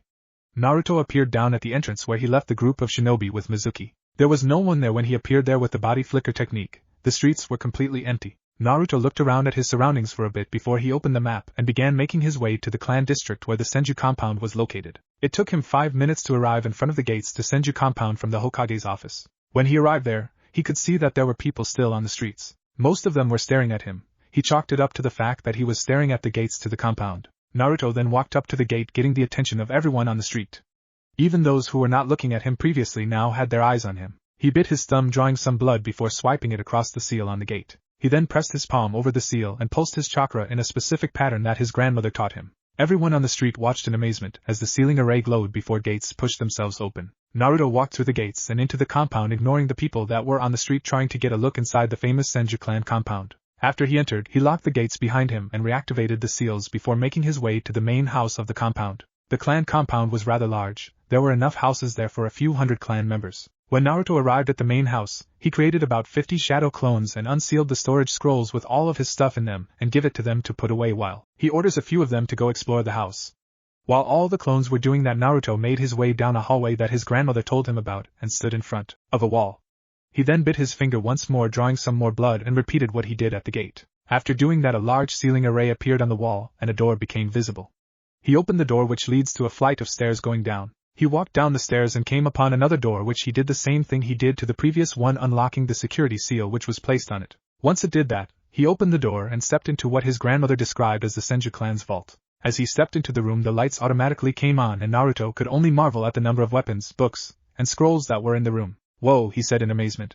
It was inside this room that all of his great-great-grandfather's jutsus were locked away in, along with a lot of books, weapons, and scrolls that were spoils of war. As Naruto was looking around, his eye caught a rather large scroll in the corner of the room just next to the door. It was a white scroll with a black and silver lining. He walked up to it and picked it up. "Wonder what this is?" he asked himself before he opened the scroll, and could not help but smirk when he saw what it was. "A summoning contract," he said with a smile before a puzzled expression appeared on his face. "Why are there no names written on it?" he asked as he saw that there was not a single name written on the contract, signifying that there had never been a summoner for this contract. "I wonder what kind of creature this is for?" he asked himself before he caught a glimpse at a picture of the animal at the bottom corner of the contract. "Interesting," he said with a smirk. It was currently morning and Naruto was getting ready to head over the Sarutobi clan compound to have breakfast with the Hokage. After the clones had finished getting all of his stuff ready, he opted to go straight to bed, saving the exploring for later today. He did not sign the summoning contract that he found last night, deciding to do it another day when he had the time. As he walked out of his bedroom, he made his way to the door leading to the basement of the main house. Even though he was going to be having breakfast with Hokage and will probably be taking his graduation exam after that, he decided to put his clones to work inside of the Senju clan's private library, where all of the clan's jutsus and scrolls were located, and more importantly where his great-great-grandfathers would release techniques were located. Naruto opened the basement door and walked down the stairs. At the bottom of the stairs was a hallway with 2 doors on either side. He knew the one on the right was an indoor training room while the one on the left was the library. Turning to his left, he deactivated the security seal on the door and opened it. As soon as the door opened, the lights to the library automatically came on, leaving Naruto to marvel at the room in front of him. "Whoa!" Naruto exclaimed in surprise as he stared at the extremely large library before him. He had no doubt that it was his great-great-grandfather who created this room, judging from its size and the wooden beams that were supporting it. It was without a doubt one of the biggest libraries that Naruto had ever seen. By the looks of it, the room well extends beyond the house, he noted as he looked around. It was the truth. The clan's library extended well beyond the main house. It took up a good chunk of space on the western side of the compound. No one would know that there was a library there, given the fact that it was underground. But Naruto did not doubt the fact that there were probably security seals in place just in case someone did discover that fact and tried to tunnel their way in. "There have to be over 1,000 books and scrolls in here," he commented as he stared at the numerous shelves with a variety of books and scrolls. He was under the impression that there were only going to be jutsu scrolls in the library. However, now he could see that there are a lot more than that. Realizing that he was going to be late for his breakfast with the Hokage, he decided to get down to business. He made a cross seal in front of him and began channeling a large amount of chakra before shouting out, "Multi-Shadow Clone Jutsu!" Naruto yelled out, creating a large puff of smoke inside the library. When the smoke vanished, 2,000 copies of Naruto were scattered throughout the library. "Okay, listen up," Naruto said loudly so that all the clones could hear him. "I don't know how many books and scrolls are in here, so I made 2,000 clones just in case," he said as he looked around at the small army of clones he had created. "Each of you is to take either a book or a scroll and begin reading," he said, causing his clones to groan. "If there is no more reading material for you to read, just dispel yourself. Understood?" he asked, earning a nod from each clone. "And when you are done reading, do not dispel yourself. Instead, read it again to make sure whatever it is you read sticks," he ordered, earning him another set of groans. "Have fun!" he said before turning and walking out of the room, locking the door behind him. He then began making his way to the Sarutobi clan compound. As Naruto left the clan compound, he activated the security seals on the gate as he left. He knew there were probably a lot of people who were dying to get their hands on a few of the clan secrets and techniques that were stored inside of the clan compound. With his return to the village and the compound, there would be no doubt that some people may think that they could probably sneak into the compound now, but those who are brave enough to try would be in for a rude awakening. As Naruto was walking through the clan district on his way to the Sarutobi compound, he could not help but notice that there were people staring at him as he walked by. It was still pretty early in the morning, so there were not a lot of people on the streets, but there was still a fair amount of them doing their early morning shopping and exercise. At first, he thought there was something on his face, or maybe he did not dress properly. It was not until his keen hearing picked up what people were saying as he walked by did he realizes why they were staring. "Did you hear?" a random woman on the street said to another. "That boy is a Senju," she added while motioning to Naruto. "Yes, I heard," another woman replied. "My husband came home last night and told me," she added. "I always thought Lady Tsunade was the only Senju alive," a teenage girl said to her as they watched Naruto walk by. "Do you think he is her son?" her friend asked. "They say he has the power of the first Hokage," a man said to a street vendor. "That can't be true, can it?" the vendor replied with a doubtful look on his face. "He is so hot," one girl said with a slight squeal as she stared at Naruto. "I know," her friend replied with an equal squeal. "Just looking at him is making me want to have his babies," she said, causing Naruto's eyes to widen. After he heard that, Naruto started walking faster towards the compound while praying to God that he does not get raped before he reached there. The Sarutobi clan compound was about a 10-minute walk from the Senju compound. It would have been a much quicker journey if Naruto had chosen to run there or use the body flicker technique, but he wanted to take in the sights and sounds of the village in the morning. When he got to the compound, he asked one of the clan members to show him the way to the Hokage's house, which they happily did. Naruto knocked on the door of the Hokage's house and a few seconds later a young woman opened the door. "Hello, I'm here to see the Hokage," Naruto said with a smile. "Are you Naruto?" the young woman asked, to which Naruto nodded his head. "Lord Senju, please come in, my father is in the living room relaxing," the Hokage's daughter said. "Please call me Naruto," Naruto said with a smile as he stepped into the house. She smiled and nodded to him before leading him to the living room where the Hokage was sitting reading a book. "Father, Naruto is here," he said, getting the Hokage's attention. "Naruto, my boy," the Hokage said as he stood up with a smile on his face. "Please have a seat," he said, motioning Naruto to sit down. Naruto smiled and sat down on the couch opposite the Hokage. "I am going to get breakfast served," the Hokage's daughter said as she left for the kitchen. "So, how was your first night in the village?"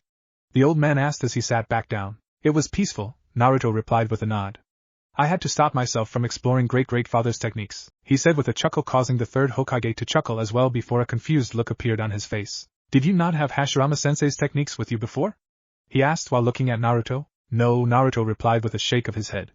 "No one really expected that I would awaken that bloodline, so Grandma did not take them with her when she left. They were locked away in the clan compound," he said, causing the Hokage to nod his head, understanding his student's line of thought. "I mostly learned how to control it by myself with a lot of trial and error," he added. "I see," the Hokage said. "It would also seem as though the word of your arrival has spread throughout the village," he said, causing Naruto to smile slightly. "That would explain why everyone was staring at me on the way over here," Naruto replied, causing the old man to chuckle. "Also, it seems as though some people have also received word of you possessing the first Hokage's wood release," the Hokage added. "That's no problem," Naruto said, surprising the old man. "I was not planning on keeping it a secret either way," he added with a smile. "Wouldn't it put you in more danger?" asked the age-old Hokage. "Grandma wouldn't have sent me here by myself if I wasn't strong enough to handle any of the danger that may come my way," he replied with a confident look on his face. The third Hokage was about to say something to Naruto, but before he could, his daughter came back to the living room and told them that breakfast was ready. The two of them went to the dining room where they were joined by a young boy wearing an extremely long scarf. "This is my grandson, Konohamaru," the third Hokage said as he sat down at the head of the table. "He is an academy student," he added. Naruto looked over at the kid to see him looking back at him as though he was trying to size him up. Naruto could not help but chuckle along with the Hokage. "Nice to meet you, Konohamaru," Naruto said, causing the kid's eyes to widen in shock, confusing Naruto. "I'm Naruto," he added. Everyone then began eating while Naruto started to tell the third Hokage and Konohamaru about his life in the capital and his training. Konohamaru was absolutely amazed by Naruto. Not only did Naruto not call him honorable grandson, but he was also super strong and was related to two of the previous Hokages. The third Hokage was also impressed with Naruto's recount of his training with Tsunade and Jiraiya. He was also surprised to hear that Naruto knew about his parents. Even though he did not say it, the third was fairly sure that the boy knew about the Ninetales as well. About an hour had passed since they all sat down, and Naruto had been expecting to get some memories back from some of the clones in the library who did not get any reading materials. There couldn't be more than 2,000 books and scrolls in there, right? he asked himself before the third Hokage broke him out of his thought. Naruto, I've arranged for you to take the graduation test at the academy, he said, getting Naruto's attention. I'll be accompanying you, he added, causing Naruto to smile and turn to Konohamaru. Would you like to come too, Konohamaru? Naruto asked as he turned to the kid, causing him to light up. Can I? He asked, causing both Naruto and the third to chuckle and nod.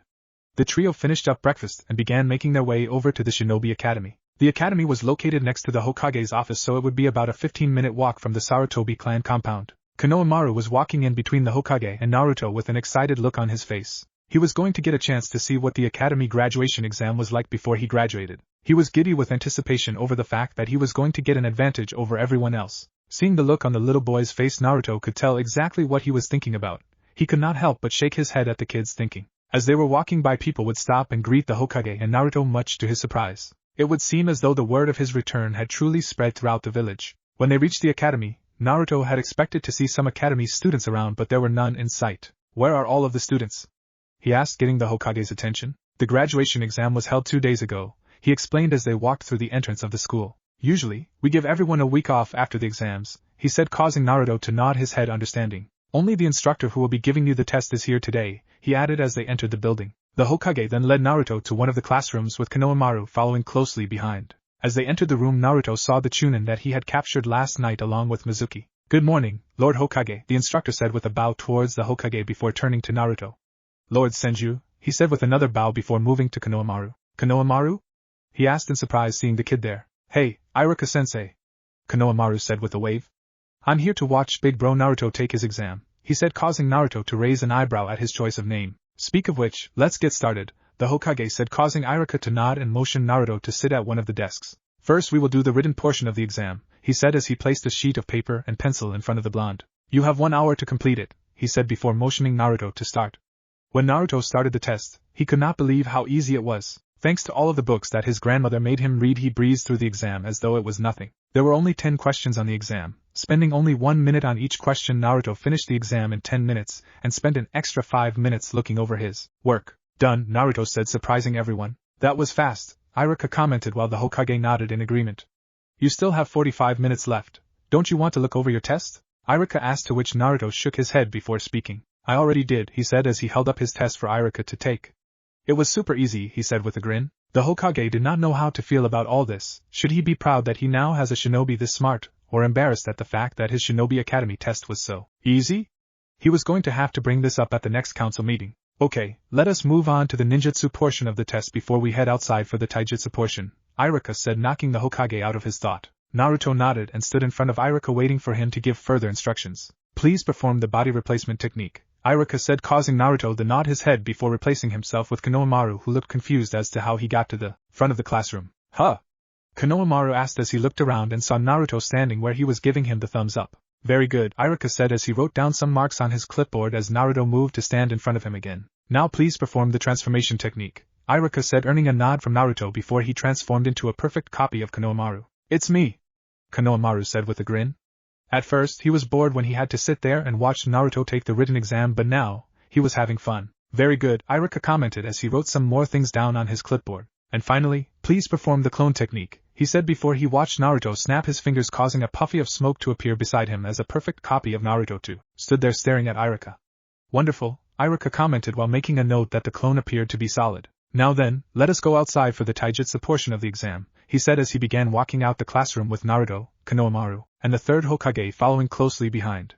The group arrived at the back of the academy, which was usually used to hold taijutsu spars and physical training exercises. Iruka then placed the clipboard down and walked over and stood inside of an oval drawn into the ground with white paint. No ninjutsu is allowed. The winner is decided when either opponent surrenders or is unable to continue the match, Iruka explained as he motioned Naruto to stand inside the oval. Lord Hokage will be the judge, he added, causing the Hokage to nod his head. The Hokage then looked at them to see if they are ready before he gave the go-ahead to begin. Begin! He spoke. As he said that, Naruto disappeared in a great show of speed and appeared in front of Iruka, causing his eyes to widen in shock. He then buried his fist into the Chunin's stomach, knocking the air out of him. As the fist impacted his gut, Iruka dropped to all fours and began gasping for air. Winner Naruto! The third Hokage yelled out as he called the batch to an end. He had expected Iruka to put up some sort of fight, but even he did not expect Naruto to have that sort of speed. Konohamaru did not know what just happened. 1 minute Naruto was standing at the edge of the oval, then he just disappeared and appeared in front of Iruka, punching him in the gut. The fight was over in the blink of an eye. Wow, big bro Naruto. That was so cool. Konohamaru exclaimed as he ran up to Naruto. You have to teach me how to do that, he said, causing Naruto to chuckle and ruffle his hair. Konohamaru reminded Naruto of himself as a kid, energetic and always want to learn some super cool technique. Sure kid, Naruto said, causing the kid to become even more excited. I'll teach you one day when I'm free, he added before turning to the Hokage and Iruka, who managed to pick himself up off the floor. So, did I pass? He asked. Even though I have not graded your written exam as yet, Iruka said while still trying to catch his breath. Your scores on the other 2 portions are enough for you to pass, he said while taking deep breaths. Congratulations, Naruto, the Hokage said as he pulled out a forehead protector with black cloth from his robe.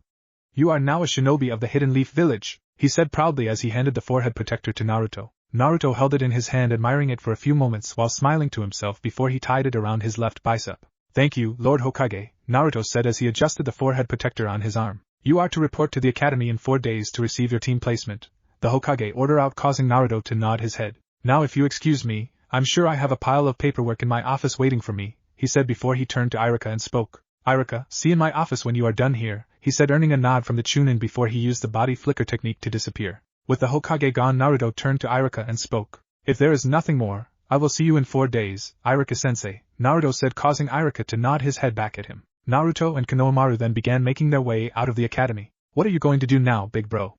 Konohamaru asked while looking up at Naruto. Well, I'm going to head back to the clan compound and explore the place. What about you? He asked as he looked down at the boy. I'm going to go look for my friends to train with, the little boy said, causing Naruto to smile at him. Well, I guess I'll see you around, Squirt, Naruto said before using the body flicker technique to appear back in front of the compound gates. Naruto entered the compound and resealed the gates before making his back into the main house and straight to the vault for the summoning contract he found the previous night. He did not bother to go check on his clones in the library due to the fact that it had only been a few hours since he left them. He was a fast reader, however he was not that fast. When Naruto got to the vault, he grabbed the summoning contract and made his way to the Senju clan's private training ground. It was located a little distance away from the main house. While walking to the training ground, Naruto could not help but marvel at the beauty of the Senju compound. There were cherry blossom trees scattered throughout the compound, a small waterway that cuts through some areas in the compound with some rather large koi fishes swimming in it, and some very beautifully designed small wooden bridges going across. The compound was absolutely gorgeous. When he arrived at the training ground, he walked straight to the middle and opened the scroll. He bit his thumb before writing his name in blood in one of the slots before putting his fingerprints at the bottom. Once done, he stood up with an excited look on his face. He flashed through the necessary hand seals and slammed his hand on the ground. Summoning jutsu, he yelled out as he pumped a lot of chakra into the technique trying to summon the boss. As his hand contacted the ground, a large ceiling array appeared before a giant cloud of smoke filled the training ground, causing Naruto's eyes to widen as he took a step back. The cloud of smoke was far bigger than he had expected. He had seen both his grandmother and godfather summon their respected summons, but neither of their summon was this big. Who has summoned me? Came a deep voice growling out from inside the smoke. As the smoke began to clear, Naruto could see standing there in front of him was a giant black wolf. The wolf was far bigger than his grandmother's slug summons Katsuyu. It was almost double the size of Katsuyu if Naruto was being honest. I summoned you, Naruto said loudly so the wolf could hear. Hearing someone answering his question, the giant wolf looked down in front of him and saw a human boy standing there, looking up at him. There was no fear in the boy's eyes, only excitement. You expect me to believe that a puny little human like you could summon me, the great Fenrir? The wolf, now named Fenrir, asked. He did not believe that a child could have the power to summon him of all his kin. Naruto narrowed his eyes and released all of his chakra, causing the ground beneath his feet to crack and the pressure in the air to thicken as a green outline of chakra surrounded his body. Fenrir was taken by surprise at the amount of chakra that the boy was releasing. He had to admit, for a child his age, the amount of chakra he was releasing was quite impressive. It was not enough to worry Fenrir, but it was impressive, nonetheless. Do you still doubt me? Naruto asked while continuing to release his chakra. It would appear as though you do have the power to summon me, the giant wolf said, causing Naruto to calm his chakra down. Now I take it you wish to be the new summoner to the wolf clan? He asked, causing Naruto to nod his head before he spoke. Yes, I do, he said as he stared up at the giant wolf. Fenrir then brought his head down to Naruto's level before he spoke. Before you can be a summoner to our clan, you must first be judged, he said, confusing Naruto. Just look into my eyes, he said as his blue eyes glowed as they met Naruto's eyes. Naruto did not know what the wolf was doing but went along with it anyway. When Fenrir's eyes stopped glowing, he stood back up to full length and stared at Naruto for a while. The child of prophecy, he said as he stared at Naruto. When he stared into Naruto's eyes, he was looking at the boy's soul, judging his character. It was while looking at his soul that he saw that this boy was the boy the High Elder in his clan prophesied about many years ago. Looks like we finally have a summoner, he thought to him. I have one question for you, boy, he said to Naruto. What is the thing that is most important to you? He asked mainly because he did not want to appear as though he would accept him as his summoner so easily. My family, Naruto said without hesitation. And if someone were to try and harm your family? Fenrir asked, causing Naruto's eyes to narrow as they turned blood red with slits and his chakra to explode out as well as a large amount of killing intent. I will show them no mercy, Naruto replied in a cold/deadly tone, causing a small smile to appear on the wolf's face. Congratulations, Naruto Senju, Fenrir said while looking down at Naruto. You are free to summon me or any of my kind anytime you need our assistance, he said as Naruto's eyes returned to normal and his chakra and killing intent dissipated. Welcome to the pack, kid, he added. Thank you, Fenrir, Naruto said, flashing the wolf a grind. See you around, kid, Fenrir said before disappearing in a puff of smoke. Naruto smiled and picked up the summoning contract before sealing it into the storage seal on his wrist before using the body flicker technique to appear back inside the main house. Seeing as how the day was still young, he decided to go to the library and find one of his great-great-grandfather's techniques train in. As he entered the library, he saw all 2,000 of his clones scattered throughout the library reading books and scrolls. Listen up, he called out, getting all of their attention. Everyone sit down, he ordered, confusing his clones. Even though they were confused, they all took a seat on the floor and waited for further instructions. If you are reading a scroll with Wujutsus in it, stand up, he ordered, causing about 50 clones to stand up. Bring those scrolls, I want a Wujutsu to practice while all of you are reading in here, he said as he began examining the scrolls the clones were bringing him. Wood clone, he said as he examined the scroll. I'll take this one. Dispel yourself, he said, causing the clone to nod its head before dispelling. When the clone dispelled, all the information it had on the wood clone jutsu so far rushed through Naruto's head. Naruto then continued to examine the rest of the scrolls, knowing every well the wood clone would be too simple for him. I think you will like this, one of the clones said, handing him a scroll, causing his eyebrow to raise. Wood dragon jutsu, Naruto said with a smirk as he read the name. Creates a gigantic wooden dragon which can be used to restrain a target. Naruto read out the description of the jutsu. Can also absorb the target's chakra. Interesting, he said with an excited smirk. The clone was right, he would like this one. The user can detonate the dragon at any time they wish, creating a large explosion, he said as his smirk turned into a full-out grin. Oh, this is going to be fun, he said with a chuckle. 4 days had passed since Naruto took the graduation exam and today was the day. He is supposed to go to the academy for his team placement. In the past 3 days, Naruto had been up to quite a lot. He had not left the compound at all for the past 3 days, opting to stay inside and train his wood release. His clones had finished reading the majority of the books in the library by the day after his exams. There were still a few books and scrolls left to read, but Naruto figured he would take care of that at a later date. It had only taken him a few minutes to figure out the wood clone technique and an hour to master it the level he had with the shadow clone jutsu. The rest of the 3 days were spent learning the wood dragon jutsu. Naruto had to admit that it was a bit complex and took a bit of time to figure out, but thanks to his shadow clone he was able to grasp the concept and able to perform the jutsu after 2 days of trying. It did require a fair amount of chakra to produce a large wooden dragon, but that was something he had in spades. He had not mastered the jutsu by any means, but he could perform it well enough to defend himself. The thing that really fascinated him with the jutsu was its ability to blow itself up whenever given the command. Naruto was wondering if he could do that with other wood jutsus. If so, then his enemies are in for a world of hurt. Naruto was currently standing in his room looking at himself in front of the mirror. He had just finished getting dressed and was ready to head to the academy. He adjusted the forehead protector strap to his left arm before smiling and making his way out of his room and out of his house. Naruto exited the compound and resealed it before making his way to the academy. As he was walking there, he noticed the streets were a lot busier than he had ever seen. Since his return, he had yet to fully explore the village. Most of what he saw of the village was when he was walking with the Hokage and Konohamaru when he took his exam. Now he was seeing the streets of the village in full swing. Shops were opened, vendors had placed out their stalls, and people were busy moving from store to store carrying out their shopping. Naruto simply placed his hands in his pocket and weaved his way through the crowded street, while at the same time observing everything. As he was walking through the crowded street, some of the people started to take notice of his presence while others did not notice. Those who did notice, however, would stop and talk among themselves about him and about rumors they heard about him, most of which all dealt with suspicions as to whom his parents are, whether or not he was actually a Senju, and if the rumors about him possessing the first Hokage's wood release were true. Naruto for his part simply ignored all the whispering and stares and simply carried on his way to the academy. At the academy, currently standing in front of a class of newly graduated genin was the Chunin instructor in charge of the academy, Irika Yumino. He was standing there with a proud smile on his face as he stared at all of his soon-to-be former students, all wearing their regulation headbands signifying themselves as shinobis of the Hidden Leaf Village.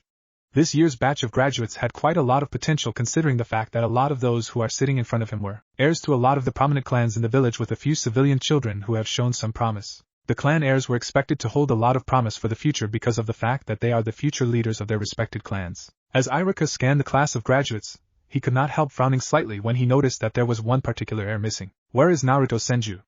Iruka thought to himself with a slight frown. He was there when Hokage told Naruto that he had to be at the academy in 4 days for his team placement. So, he could help but wonder why the boy was not here in class with the rest of the graduates. Did he forget? He asked himself. He knew all of the Jonin sensei were currently observing the class thanks to the third Hokage's special jutsu that he uses with his crystal ball to view the village from. It would not be a good look to the Jonin senseis if Naruto does not show up here today. It may appear as though he is not taking things seriously because of the fact that he is a Senju. Iruka sighed and shook his head slightly as he got ready to speak to the graduating class. Just as he was about to begin speaking, however, a knock came at the door drawing the attention of everyone in the classroom. Enter. Iruka said loudly so that whoever was behind the door could hear. The door slid open revealing Naruto standing there with a stoic look on his face. Hello Iruka-sensei, I'm not late, am I? Naruto asked as he walked through the door. And walked up to Iruka. You are, Iruka replied as he folded his arms and stared at Naruto causing him to grin sheepishly. Sorry, Naruto apologized with a slight bow. The Hokage told me to come here in 4 days, however, he never mentioned what time I should be here. Naruto explained causing Iruka to nod his head accepting his excuse. Iruka then turned to the class and spoke loudly. Class, this is Naruto Senju. He said loudly as he introduced Naruto to the rest of the class. He will be joining us today for the team placement, he said causing the children in the room's eyes to widen in shock at who was standing in front of them. A Senju. One student whispered. So, the rumors are true, the Senju clan has returned, another said in a whisper. He's so hot. One girl shouted. Do you think he has a girlfriend? Another girl asked. Naruto could only sigh when he heard what the girls were discussing. Iruka-sensei, shouted a boy from the back of the class with a small puppy in his head.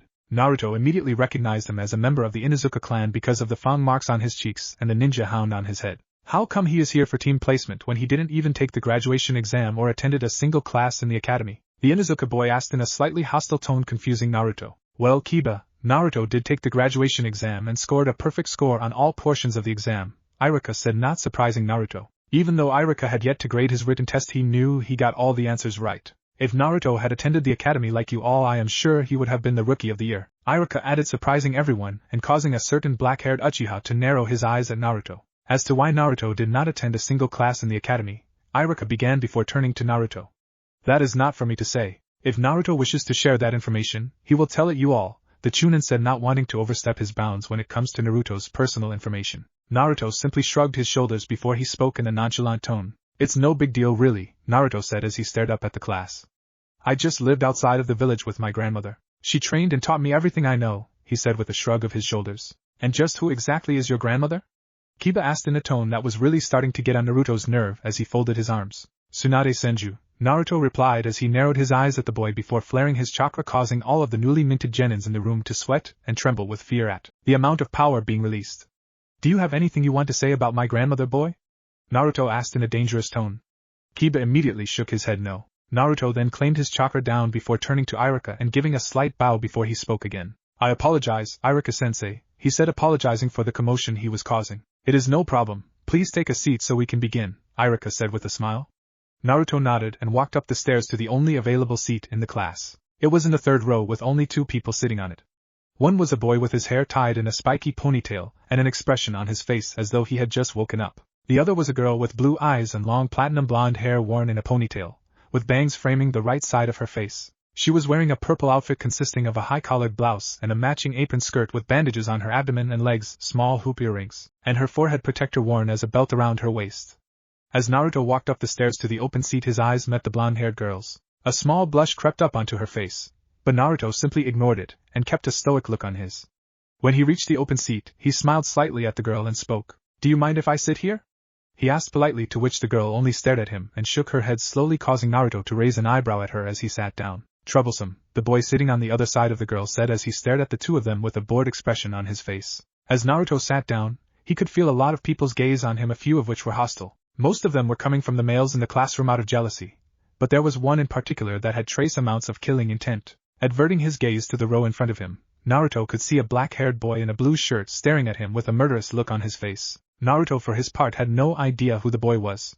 It was not until he saw the symbol on the back of his shirt did he realized who it was. So, this is the last Uchiha, Naruto thought as he stared at the boy. I expected better, he added before turning away, ignoring the boy's presence, only causing the Uchiha boy to become angrier. Okay class, listen up, he said, getting everyone's attention.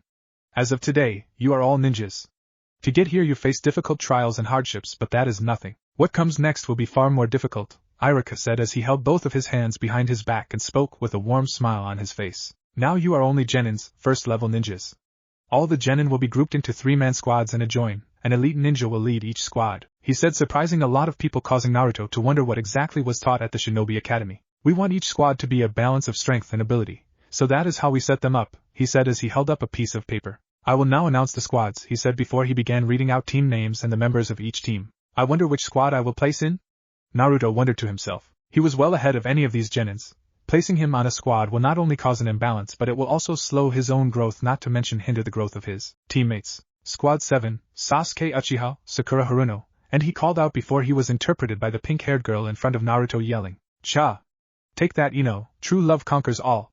Sakura yelled out while turning to look at the girl sitting beside Naruto, and sigh. Your Jonin-sensei will be Kakashi Hatake, Iruka said, causing Sakura to turn and look at the pale-faced boy sitting in front of her with a creeped-out look on her face. Next, Squad 8, Hinata Hyuga, Kiba Inuzuka, and Shino Aburame. You Jonin-sensei will be Karina Yuhi, Iruka said, causing a girl with pale eyes and a boy in sunglasses to nod their head along with the Inuzuka clan boy from earlier. Squad 9 is still in rotation, so Squad 10, Ino Yamanaka, Shikamaru Nara, and Choji Akamichi. Your Jonin-sensei will be Asuma Sarutobi, Iruka said, causing the girl sitting beside Naruto to groan. UHG.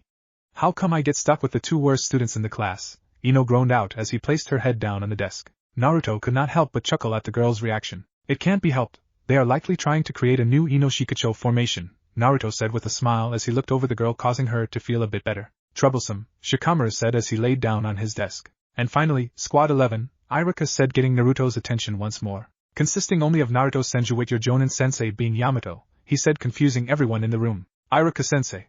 How come he gets to be on a squad by himself? Sakura stood up and asked the question on everyone's minds. Well, as I mentioned earlier, Sakura, Iruka said with a sigh as he knew this was going to happen. We built each team with a balance of strength and ability. Placing Naruto on a team with any of you will cause an imbalance due to Naruto's training, putting him ahead of all of you in terms of both strength and ability, he said, surprising a lot of people while angering some. Another reason why he is on a team by himself is that placing him on one of your squads will not only hinder his growth, but the growth of his supposed teammates as well, Iruka explained, causing Naruto to nod in agreement. Lord Hokage personally put all of these teams together. If you have a problem with it, then you are free to lodge a complaint with him, he added with a smirk as he watched everyone look down slightly, not wanting to challenge the decision of the Hokage. Good, with that settled. After lunch, you will meet your new Jonin-senseis. Until then, class dismissed, he said as he rolled the pepper with the team placements on it. Just as everyone was about to get up from their dead, a puff of smoke appeared in the front of the classroom not too far from Iruka, surprising everyone including Iruka. When the smoke cleared, a Jonin was standing there with a serious look on his face. The Jonin had short brown hair and black, almond-shaped eyes. He was wearing a standard Jonin uniform, with the only difference being the navy blue shirt under his flask jacket goes up all the way to his chin. In addition to that, he had a Hapuri-style forehead protector that framed his face, similar to that of the second Hokage, Tobirama Senju. The Jonin scanned the room as if he were looking for someone. When his eyes landed on Naruto, he stopped and spoke. Naruto Senju, I am your Jonin-sensei Yamato, he said while looking at Naruto. Meet me at training 11, you have 15 minutes, the man said before disappearing in a puff of smoke. Everyone in the room then turned to Naruto, who simply shrugged his shoulders before standing up. He then held up a half-rammed seal and disappeared from the room in a swirl of cherry blossom leaves. He's so cool, one girl said as they all watched the pink cherry blossom leaves fall to the ground. Yeah, he might even be cooler than Sasuke, another said, causing the Sasuke fangirls all to glare at her. Training Ground 11. Yamato was standing in the center of the training ground waiting for his student to arrive. He was surprised when the Hokage had pulled from his duties in the Umbu to take on a genin squad. At first, he was not pleased with the idea of dealing with a bunch of genins. It was not until he was told that he was going to be getting the Senju boy to help him train his wood release that he felt somewhat relieved. He was even more surprised when the Hokage told him that the boy the Jinchuriki to the Nine-Tails Fox. It was the other reason why he was chosen to be the boy's Jonin-sensei. Yamato was knocked out of his reflection when Naruto arrived at the training ground in a swirl of cherry blossom leaves. Yamato raised an eyebrow at the new form of the body flicker technique, which he has never seen before. That was fast, Yamato commented as he had only been waiting there for 5 minutes. I didn't want to keep you waiting too long, Naruto said as he walked up to his new sensei. Well then, let us begin by telling each other a bit about ourselves, Yamato said as he folded his arms. You know your name, likes and dislikes, hobbies, and goals for the future, he added, causing Naruto to nod his head understanding. My name is Naruto Senju. I like ramen, gardening, and my family. I hate anyone who tries to harm my family, and those closest to me. My hobbies are training, gardening, and pulling pranks, he said with a grin on his face. As for my future goals, I want to be the strongest shinobi, surpassing both my father and great-great-grandfather, he said with determination written all over his face. Yamato nodded his head as he heard what Naruto said. I guess it's my turn, he said as he prepared to introduce himself. My name is Yamato. I like walnuts and the village. I hate oily foods. My hobbies are reading books about architecture, and I don't really have any outlandish goals for the future, he said with a shrug. I guess my only goal is to have a serious spar against Kakashi-senpai, he added, causing Naruto to raise an eyebrow at his future goals, but he did not say anything. It was not his place to question another person's goals. So, what are we going today, sensei? Naruto asked with an excited look on his face. This usually the part where the Jonin senseis give a test to see whether or not the genin team actually have what it takes to be a genin, he said, causing Naruto to nod his head, already knowing that. The test is usually centered around teamwork, but seeing as how it is just the two of us, a test of teamwork would be pointless, he said seriously while Naruto simply stood there nodding his head in agreement. So, am I getting a test? Naruto asked with a curious expression on his face. You are getting a test, Yamato said while looking at his student. We will just be testing for something else, he said, causing Naruto to raise an eyebrow at him. We are going to be testing whether or not you have the strength and the ability to be on a squad by yourself, he said, causing Naruto to grin in excitement. So, we are going to have a little spar and see if you are actually as good as people say you are, he said with a smirk. Yamato was just as excited as Naruto. He only did a better job of hiding it. This would be the first time he would be going up against someone else who passed the wood-release bloodline. That was not just it, however. He wanted to see the difference between someone who is naturally born with wood release like Naruto against his own, which was artificially gifted. Let's do this, Naruto said as he flicked his wrist, activating the storage seal on his wrist, causing a long black metal staff but 6 feet long to appear in his hand. It was a special staff that Shizen had bought for him when he was 6. It was made entirely of chakra metal, which allows his chakra to flow through it much better than ordinary metal would. Yamato saw that his student was rearing to go, and nodded his head. The two of them then stood opposite each other in the center of the training ground. The excited look was gone from both of their faces, with a more serious one replacing it. You are to come at me with the intention of killing me, Yamato said, causing Naruto to raise an eyebrow. In Yamato's mind, Naruto was still a genin. He may be more powerful than your average genin, but a genin was genin regardless of who trained them, and he was a jonin/former Umbu captain. Be careful, wish for, sensei, Naruto said coldly. He was going to take this spar very seriously, and he was not planning on holding back. He took the black staff and stabbed it into the ground, confusing his sensei. He then made a single hand seal while holding on to the staff before he pulled out of the ground. As he pulled the staff out of the ground, a large rectangular block of the earth attached itself to the end of the staff, turning it into a rather large sledgehammer. Naruto then swung the hammer up and rested it on his shoulders before speaking to his sensei. Shall we begin, sensei? He asked. Yes, the sensei said before bending down and picked up a small pebble from the ground. He tossed it up in the air and both of their eyes became glued to the pebble as it began falling down to the ground. As soon as the pebble contacted the ground, Naruto disappeared in a great show of speed, causing his sensei's eyes to widen in shock. He's fast, Yamato said as he looked around for his student. His senses alerted him of a presence above him, causing the Jonin to look up. When he looked up, he saw Naruto falling towards him with his giant hammer reared back, ready to turn the Jonin, destroy the Jonin. Earth-style, seismic smash. Naruto yelled while falling. Yamato narrowed his eyes and kicked off the ground, dodging the incoming hit. What happened next causing the Jonin's eyes to widen in horror. As Naruto's hammer impacted the ground, it utterly destroyed the section training ground where Yamato was standing, along with the block of the earth which was attached to the staff. Yamato could only stare in shock and horror at the giant crater with Naruto standing in the center staring at him. I guess Lady Tsunade really did train him, Yamato thought to himself as he stared at the boy. Well, the Naruto, let us see how you deal with this, the Jonin thought before he flashed through a few hand signs with a smirk on his face. Wood style, great forest technique. He yelled out as he pointed his right arm at Naruto. Naruto's eyes were the size of dinner plates when he heard the name of the technique that his sensei called out. Before he could even think about what was happening, his sensei's right arm transformed into multiple trees, all of which were rushing towards Naruto. Acting quickly, Naruto narrowed his eyes and jumped backward, dodging the trees that were making their way towards him. Much to his dismay, the trees followed his every move, causing him to flip back a few times. Channeling some wind chakra into his metal staff, Naruto stopped moving backward and turned to face the incoming wave of tree branches. Utilizing the wind chakra rushing through his staff, Naruto began slicing his way through the multiple tree branches with ease, a bit more ease than he expected. His trees are not as strong as my own, Naruto thought while slicing the numerous branches. While cutting the branches with his staff, 5 clones of Naruto made of wood emerged out of his back and began flashing through hand signs. Earth style, Earth Dragon Bullet. The 5 clones shouted out simultaneously, causing 5 dragons made of the earth to rise up from the ground and rush towards the Jonin. Seeing the 5 earth dragons rushing towards him, Yamato was forced to break off his wood jutsu and deal with the dragons. His right arm broke off from the numerous trees that sprouted from it before he flashed through multiple hand signs. Wood style, wood locking wall. He yelled before slamming both his hands down on the ground in front of him. Wooden pillars then began to burst up from the ground on either side of Yamato. The pillars then joined together in a dome shape with Yamato in the center. The 5 dragons all crashed into the dome at the same time, creating a huge shockwave. Much to Naruto's surprising, the dome held up to the impact. Deciding not to give the Jonin time to catch his breath, Naruto rushed forward at the dome along with his wood clones. One of the clones charged ahead of the rest and leaped into the air, rearing his fist back in the process. Building up a large amount of chakra into its fist, the clone brought it down onto the dome, releasing the built-up chakra on contact with the dome, utterly destroying the wooden structure along with a good chunk of the ground as well. When the dome collapsed, Naruto and his clones could see that their Jonin sensei was no longer there. Instead, there was a hole in the ground. Naruto's senses alerted him to danger from below, causing the blonde Jinchuriki to leap into the air. Just as his feet left the ground, 6 wooden spikes burst out from the ground, piercing through the chest of the 5 clones while Naruto avoided the other. That was close, Naruto thought as he landed on the ground. As his feet touched the ground, 4 wooden pillars burst out from the ground around him, causing his eyes to widen slightly as he watched the 4 wooden pillars lock themselves up until it created a cage trapping Naruto inside. Wood style, 4-pillar prison technique. Yamato said calmly as he walked up to the wooden cage holding Naruto. I guess you are not as good as they say you are, Yamato said, sounding slightly disappointed, mainly due to the fact that Naruto had yet to use a single wood jutsu other than the wood clone. Oh sensei, Naruto said in a calm voice, putting his sensei on edge. This is cute, he said as he walked over and touched one of the wooden pillars. But all me to show you the difference in our wood release, he said as he narrowed his eyes and flared his chakra. As his chakra came in contact with Yamato's wood, it began sprouting branches with leaves. Naruto then formed the snake hand seal and stared at Yamato. 2 seconds later, tree branches and wooden pillars burst out from the wooden cage and rushed towards the Jonin. He took control of my wood jutsu.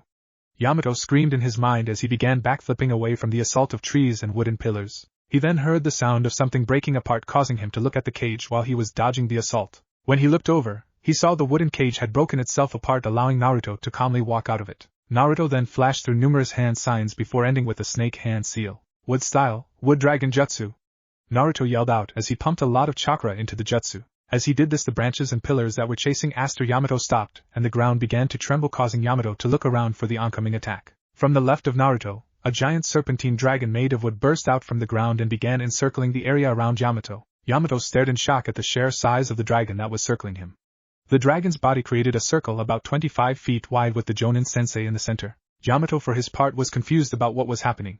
The dragon was just circling him. It made no attempts to attack him. Yamato-sensei, I really hope you survive this, because we need to have a long talk about that wood release of yours. Naruto called out, confusing his Jonin sensei further. Now explode. Naruto yelled, causing his sensei to quickly flash through some hand signs. The eyes of the dragon glowed white for 1 second before the entire dragon exploded, destroying everything inside that 25-foot circle and creating a shock wave that leveled all the trees and wooden pillars Naruto and Yamato had created. The explosion shook the entire training ground and probably sent a small tremor through the village. Naruto had been standing some distance away, so he did not feel the brunt of the shock wave, only a bit of strong wind. Deciding to check if his sensei was still alive, he began making his way over. The explosion had kicked up a bit of dust, creating a large dust cloud over the area. While walking, Naruto channeled some wind chakra into his staff and swiped the air in front of him, blowing away some of the dust, revealing the damage he had done. In front of Naruto was a 25 feet wide crater with a half-broken wooden dome in the center. It would appear as though his sensei had managed to create a dome to shield himself from the brunt of the blast. However, it would also appear as though the blast broke apart a small part of the dome. You alive, sensei? Naruto asked, hoping the man was still alive. Yeah, I'm here, came the voice of his sensei from inside the dome, sounding pretty tired. Jumping into the crater, Naruto made his way to the dome. Using his chakra like what he did with the wooden prison, Naruto took control of the wood around the dome, causing them to open up, revealing his sensei hunched over on the ground, breathing heavily with a few burns and bruises on his body. Silently creating a shadow clone, Naruto gave it the order to heal his sensei, who seems to be suffering from chakra exhaustion. That was some attack, Yamato said between breaths. The attack would have killed him if he had not pumped the majority of the chakra he had left into the wooden dome to strengthen it, but even then, part of it still broke apart. Yes, with you being in the center of the circle the dragon created, the explosion came from the outside, rushing in towards the center, Naruto explained as he sealed away his staff. The shockwave impacted you from all directions at the same time, doubling the force you would normally feel from an explosion of that size, he added as he stared at the man being held by his clone. I guess you pass, Yamato said as he started to feel a bit better. Naruto grinned happily as he stared at his sensei. We start our first mission tomorrow bright and early. Be here at training ground 11 by 7 a.m. Yamato ordered, causing Naruto to salute him. Yes, sensei. Naruto replied with a salute. Now, about this wood release of yours, Naruto said as he looked at his sensei with curiosity written all over his face. It has been a week since Naruto had been placed on Team 11 and began his shinobi journey. He had expected the life of a ninja would have been exciting. He had thought he would rescuing damsels in distress, bodyguarding some feudal lord, or assassinating some high-profile targets, but instead of all that, for the past week, he has been doing nothing but chores. Naruto thanked the gods that he had his clones to help him, or else he did not know what he would do. Flashback 1 week ago. It had been a day since Naruto had passed his sensei's little test. Today was the first day of accepting missions together, and Naruto was absolutely excited. He could not contain the wide smile on his face. He was currently walking towards the mission assignment center, which was located within the academy, to meet up with his sensei, and he had a large grin on his face due to the excitement. As he was walking through the village, the villagers were staring at him, wondering what had him so happy. When Naruto arrived at the mission assignment section of the academy, he saw his sensei standing in front of the door waiting for him. Seeing his student walking towards the mission assignment room with a happy look on his face, Yamato could not help but ask what made him so happy. What are you so excited about? He asked Naruto. Today is the first day we are doing missions. His student replied in an overly excited voice.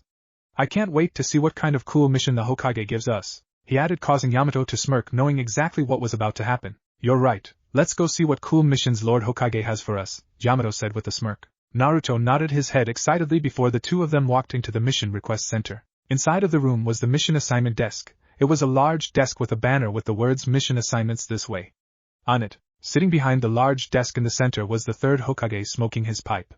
To his right was Iruka, the Chunin instructor of the academy. To the left of the Hokage was another Chunin whose name Naruto did not know. When Naruto and Yamato entered, they got the attention of everyone in the room, especially the Hokage. Good morning, Lord Hokage, Naruto said with a salute as he stood in front of the village's leader. Team 11 reporting for our first mission, he added while saluting, causing the Hokage to chuckle. The exciting look that was written on Naruto's face was a look the Hokage had seen every time freshly graduated genins come to accept their first mission. Good morning, Naruto, the Hokage said as he blew out some smoke. Are you sure you are ready for the mission I have here for you? The old man said, buttering the poor boy up. You bet, Naruto said with a thumbs up. He was practically drilling now at the thought of some super cool mission. Yamato and Iruka could not help to bake their heads at the Hokage after seeing what he was doing to the poor boy.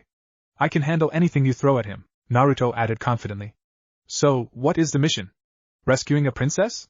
Bodyguards to a feudal lord? Assassinating some enemy shinobi? Naruto asked with stars in his eyes. Walking the Inuzuka dogs, the Hokage said as he held up a scroll with the letter D on it. Upon hearing his mission, Naruto slumped over with a gloomy black cloud hovering over his head. But that's not cool, Naruto said while slumped over. You are a genin, a first-rank ninja, so you do D-rank missions, the Hokage explained. Did your grandmother not tell you this? He asked. She did, Naruto replied as he stood up. She said I am going to love D-rank missions, he said with a small growl, causing everyone to chuckle. Naruto sighed and walked up to the desk and accepted the scroll from the Hokage before he stopped and think about something for a second. How many of these can we accept? He suddenly asked, puzzling everyone. There's no shortage of D-rank missions, the old man said with a puzzled look on his face. Most genin teams only take 2 a day, so there are always leftover missions, he said, causing Naruto to nod. I'll take 5 of them, he suddenly said, causing his sensei's eyes to widen. Yamato did not want to spend all day doing chores. That's a bit too much, Naruto, he said, hoping to convince his crazy genin to only take 1. Naruto on the other hand shook his head and held up a ram's seal, causing 4 wooden clones to sprout out from his body. We'll take 5 of them, he said, causing a slow smile to creep up onto Yamato's face. The Hokage blinked a few times before he smiled and shook his head before signaling Iruka to hand Naruto 4 other scrolls with the letter D on them. Naruto accepted them and distributed them to his clones before turning to his sensei. Shall we get started?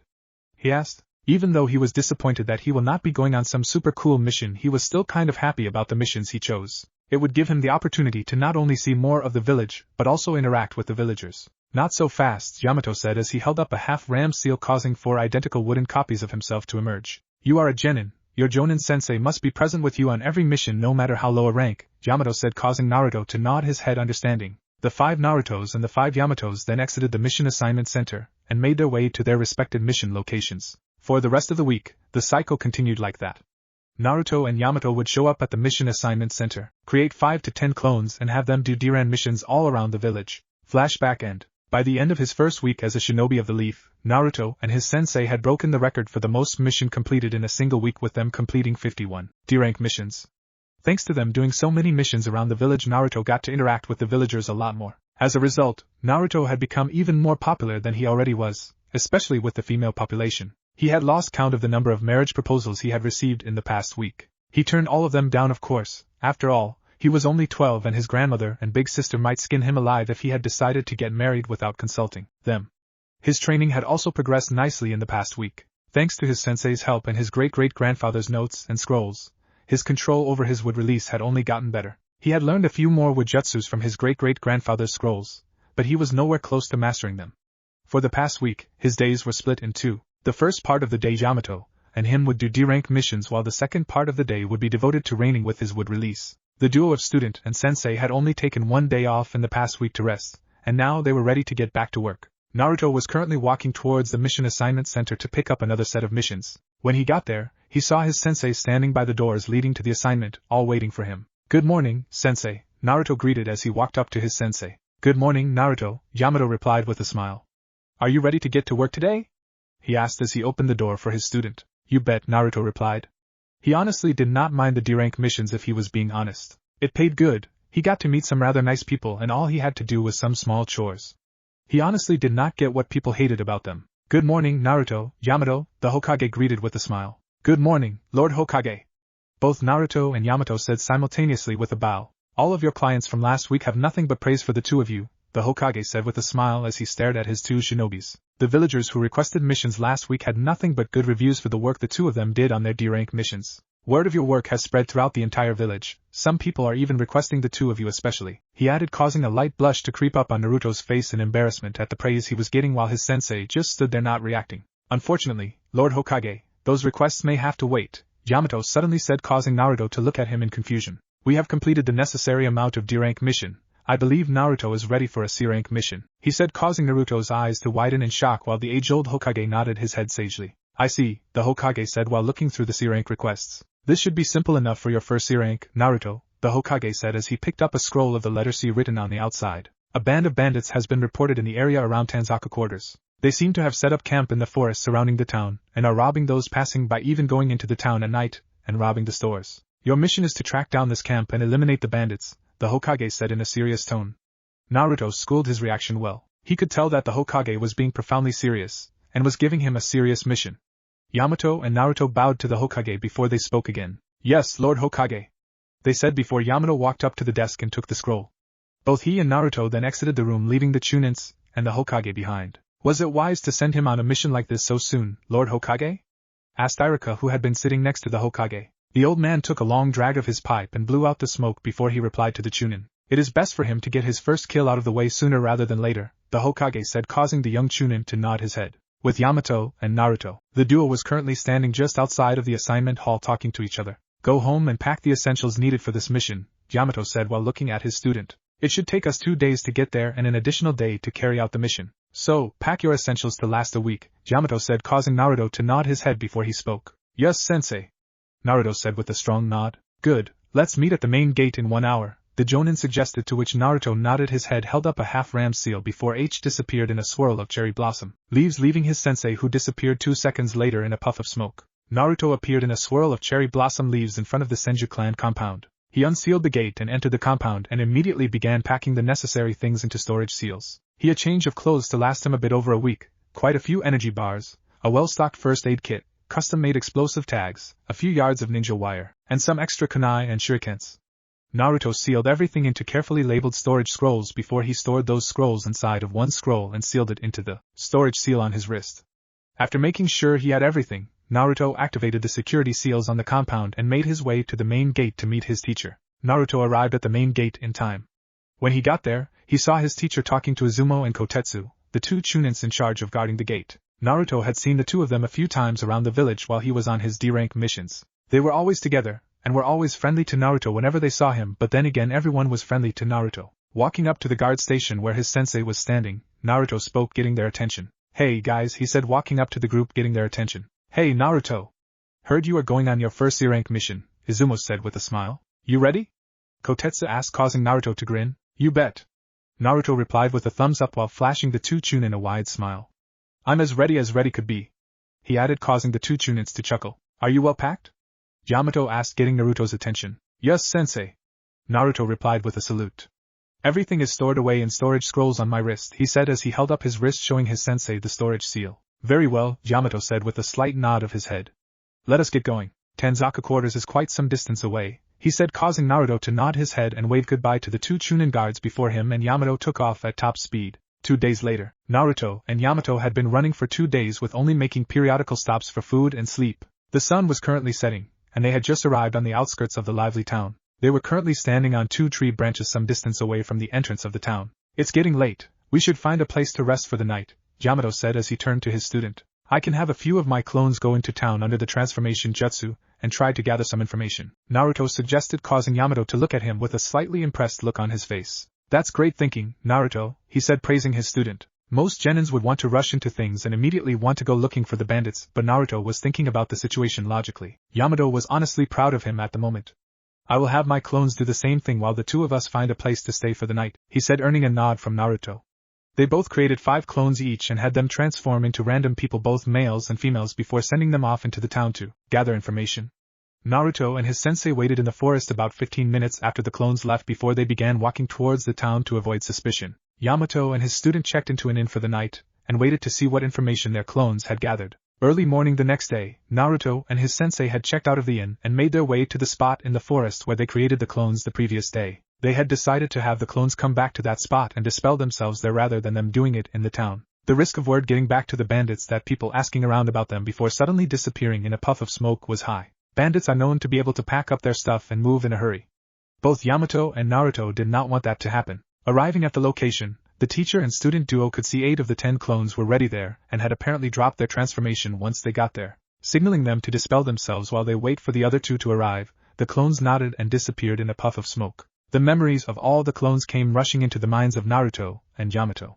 After processing the information for a few minutes, Naruto spoke up. The intel the clones gathered puts the bandits' camp somewhere in the northeastern section of the forest surrounding the town, he said while looking at his sensei. Yes, apparently they recently moved their camp there, Yamato said as he went over the memory of his clone. As he was talking, the 2 remaining clones showed up, both of which were Naruto's clones. They each walked up to Naruto and handed him 2 scrolls, confusing both the blonde genin and his jonin sensei. What is this? He asked as he took both of the scrolls. We spent the night gathering information in a few gambling houses, one of the clones said with a grin before dispelling himself. We won a bit of money, the other said before dispelling. The memories of the 2 clones filled Naruto's head, causing his eyes to widen slightly before shaking his head and sealing the scrolls away in the storage seal on his wrist. How much did they win? Yamato asked, seeing his student's reaction. 10 million ryo each, he replied with a sigh, causing his sensei's eyes to widen in shock. I better not let grandmother find out about this, or else she will drag me to every gambling hall in the Fire Country, Naruto thought to himself before looking at his sensei. Should we head over to the bandits' camp now?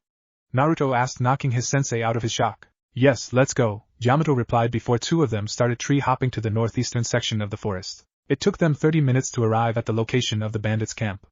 The bandits had set up quite a large camp and had enclosed it with a tall wooden fence. Naruto and his sensei were hidden up in a tree about 25 feet away from the camp. They had used their respected wood-release ability to grow a few more branches around them to help shield them from being seen. Wanting to see how well his student was at strategic mission planning, he asked him a question.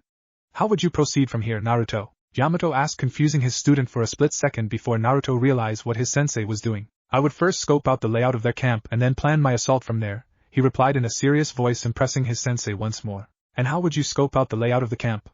Yamato asked, causing Naruto to think for a few seconds before he provided a reply. I would create 2 clones and have them transform into birds and fly over the camp, getting a top-down view of the camp, he said, surprising his sensei. Yamato was thinking of kidnapping one of the bandits and transforming a clone into the captured bandit before infiltrating the camp, but Naruto's way was less risky and more effective. Wonderful plan, Naruto, Yamato said with an approving nod.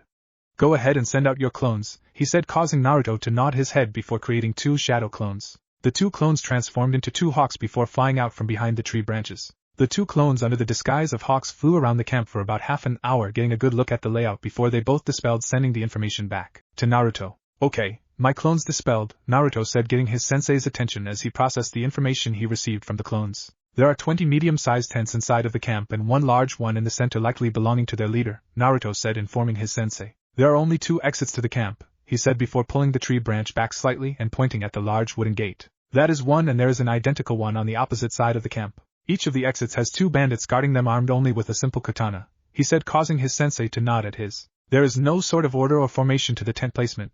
They just seemed to be scattered around the massive one. He finished, earning another approving nod from his sensei at his detailed description of the camp's layout. Nice job, Naruto, Yamato said, nodding approvingly. Now tell me, how would we proceed, giving the layout of the camp? He asked as he continued to test his student. We should split up and cover both exits, preventing any of them from escaping, Naruto replied in a confident tone. With that in mind, we could do this two ways, he said, causing his sensei to raise an eyebrow at him. We could do it right now and be big and bold, or we could wait until nightfall and pick them off discreetly one by one under the cover of the night, he suggested, causing his sensei to contemplate the options carefully before responding. We will wait until nightfall and attack under the cover of darkness, Yamato suggested. He was a former Umbu captain, so being discreet was his specialty. Yes, sensei, Naruto replied before making himself comfortable behind all of the branches. While they were waiting for the sun to go down, Naruto began to check his kunai and shurikens, making sure he had enough in his holsters in case he may need them. The teacher and student duo stayed up in the tree watching bandits come and go in and out of the cap for the entire day until the sun went down. Even though it was now dark out, Naruto and Yamato were waiting for the bandits to go to sleep, lowering the risk of them being discovered. Much to their dismay, however, the bandits seemed to choose this night to have a party. It would appear as though they are having a party of some sort, Yamato commented as he peeped out from behind the branch to see the band of bandits drinking and singing around a large bonfire in the center of the camp. We will wait 2 more hours for them to get drunk, then we attack, he said, causing Naruto to nod his head. Yamato then took out a small scroll and unsealed 2 wireless radios and handed one to Naruto. We will use this to communicate with each other, he said as he handed the radio to Naruto. Set it to channel 7, he added. Naruto nodded his head before attaching the radio to his belt before putting the earpiece in his ear and setting it to the right channel. I will be going to cover the other exit. Will you be okay? Yamato asked, slightly worried about his student. I'll be fine, sensei, Naruto replied with a confident look on his face. Very well then, I will radio in when it is time to begin, Yamato said before he stood up in the shadows of the tree and took off for the other exit, leaving Naruto alone. Naruto unsealed his metal staff and held it tightly in his hands. If he was being honest with himself, he was a bit nervous. This was the first time he would be killing someone. He knew as a shinobi he would be expected to kill. This was the life he decided to live. All of his grandmother's training along with his own mental preparation was to prepare him for moments like what was about to take place. Taking a few deep breaths, he calmed himself down and took on a cold look on his face before standing up and began making his way through the trees to a poorly lit section of the camp and waited for his sensei to give the word. He stood in the shadows of the tree for 2 hours before his sensei's voice came through the radio. Okay, Naruto, they seem drunk enough.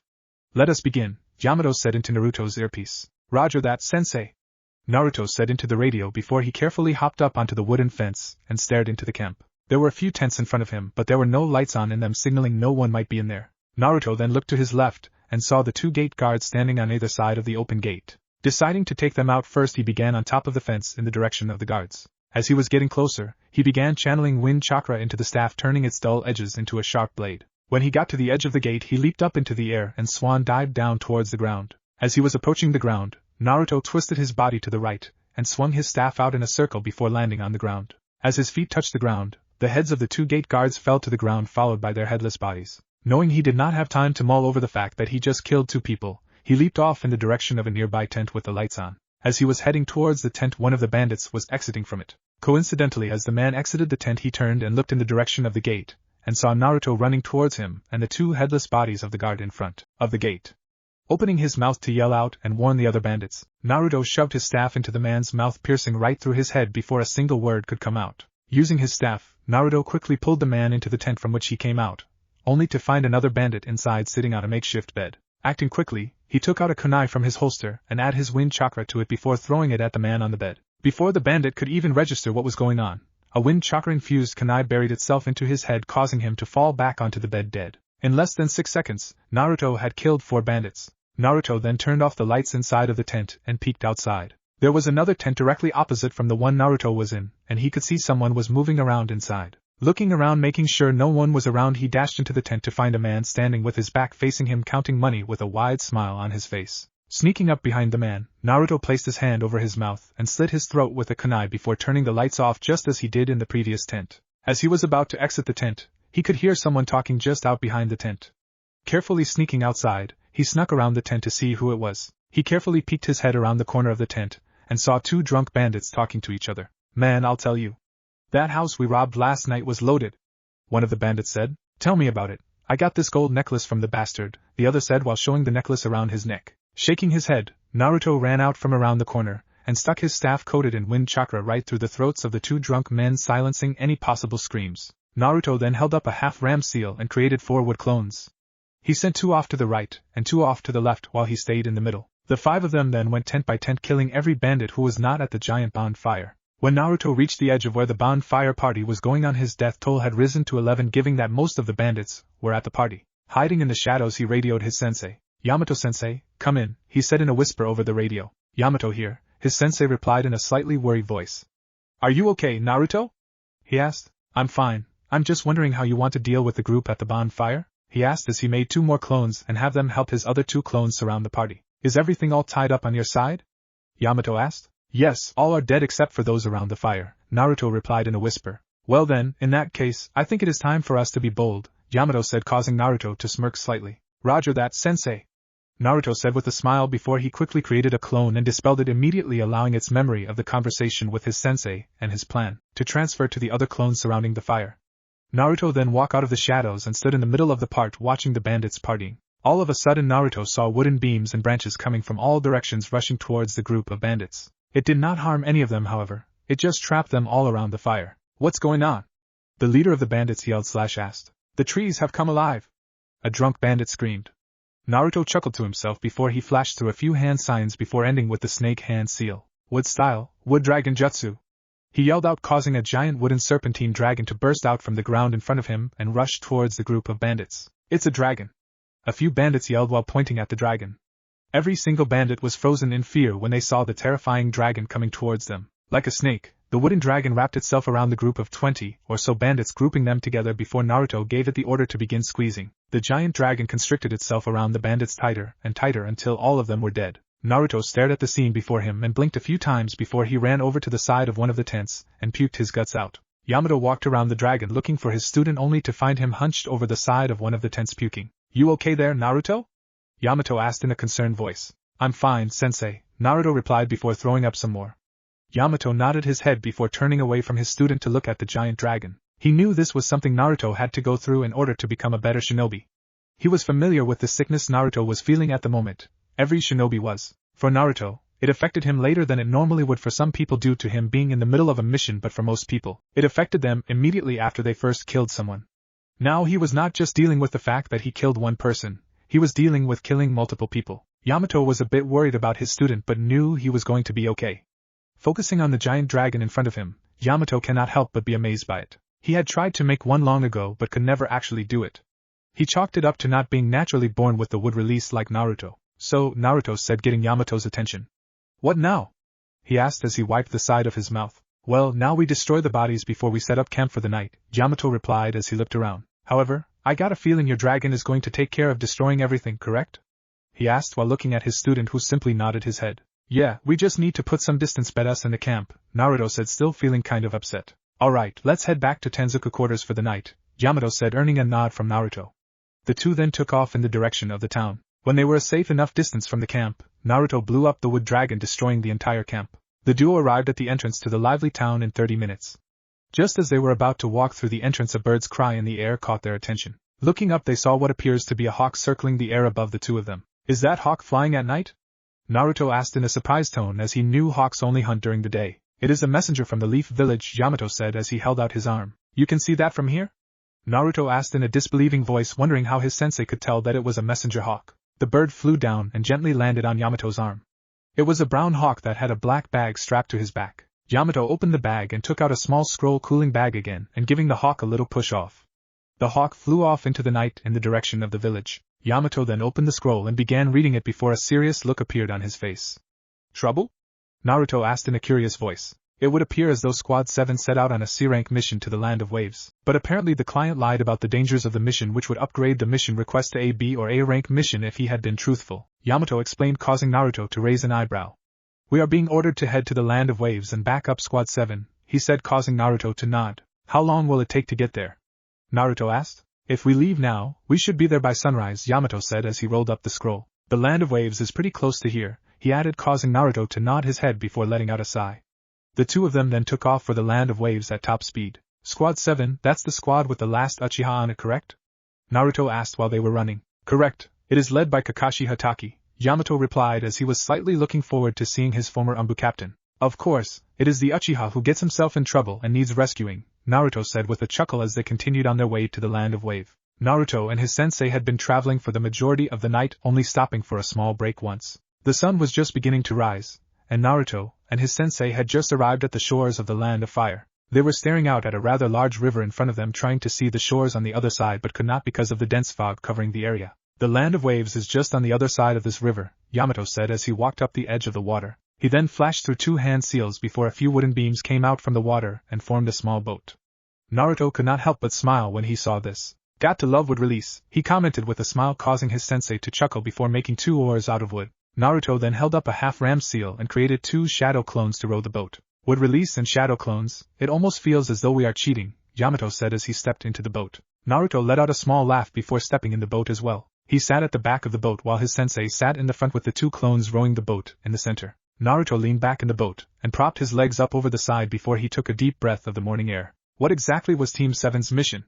Naruto asked as he exhaled. The scroll did not go into many details about what happened, but apparently they had a mission to protect a bridge builder while he was building a bridge in the land of waves, Yamato explained as they sailed through the morning fog.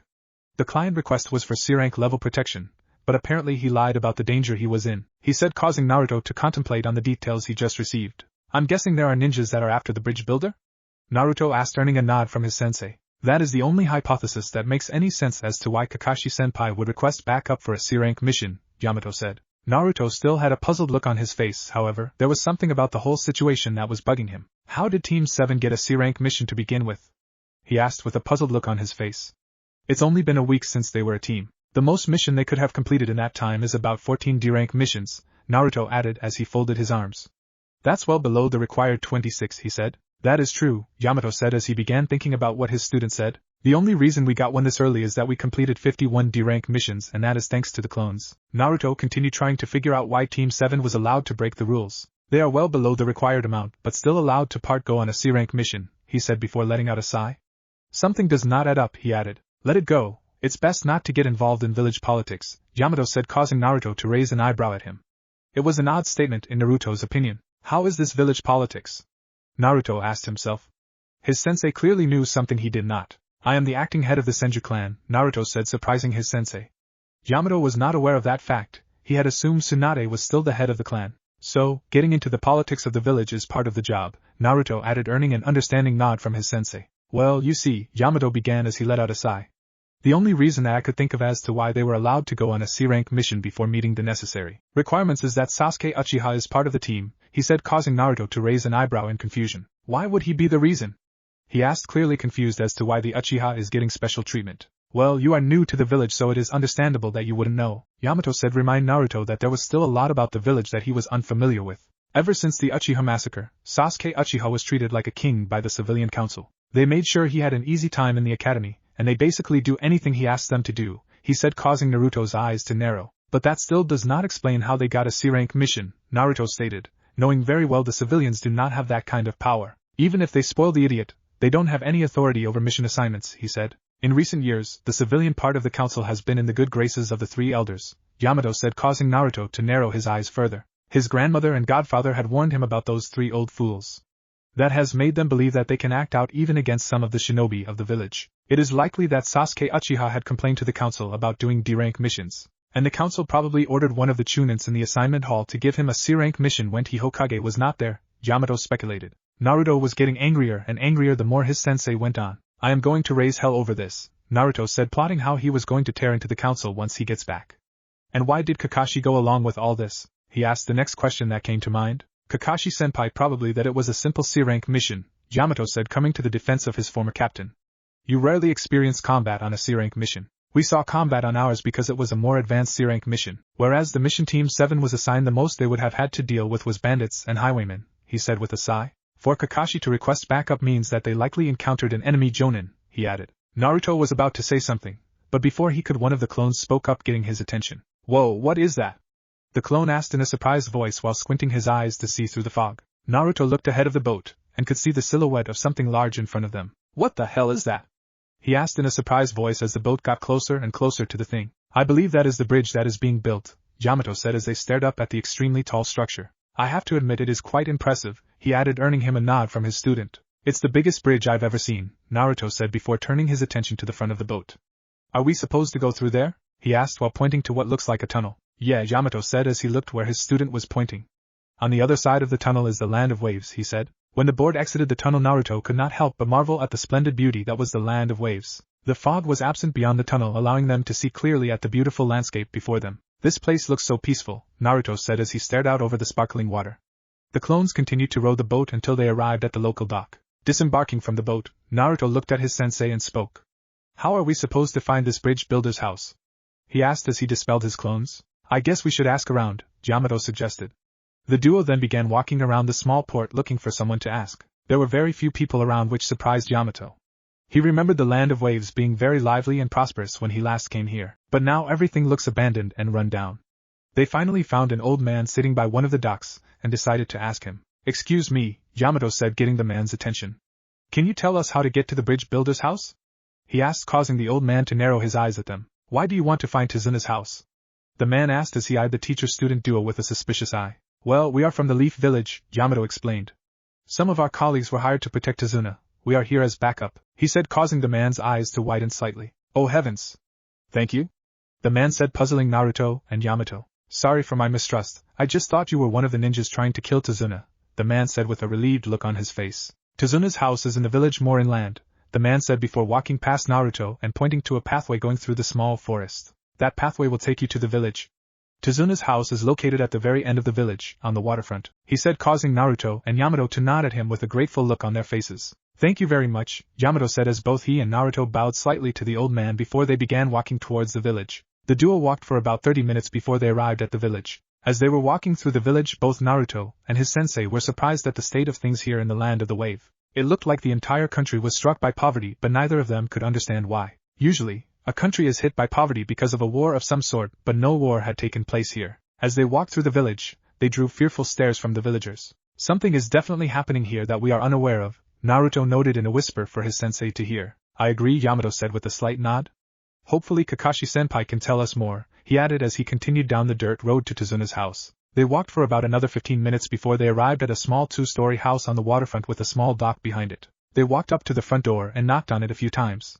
Some voices could be heard from inside the house along with some people shuffling around. Suddenly, without any warning, the door flew open, and an Uchiha holding a kunai came charging out towards Naruto and Yamato, causing them to raise an eyebrow. The sudden attack was nowhere near fast enough to take either of them by surprise. Naruto sighed to himself before he reached out with his right hand, grabbed the Uchiha by the throat and lifted him in the air. He then took his left hand, grabbed the boy's hand that was holding the kunai before pinning him to the side of the door frame. Have you lost your damn mind, boy? Naruto said as he held the Uchiha up against the door frame, causing him to drop the kunai, and began gasping for air. Yamato looked on with a slightly amused look on his face before he calmly walked past his student and stepped into the house. Why in God's name are you attacking someone so blindly? He asked. If Naruto was being honest, he was enjoying himself at the moment. Let Sasuke go.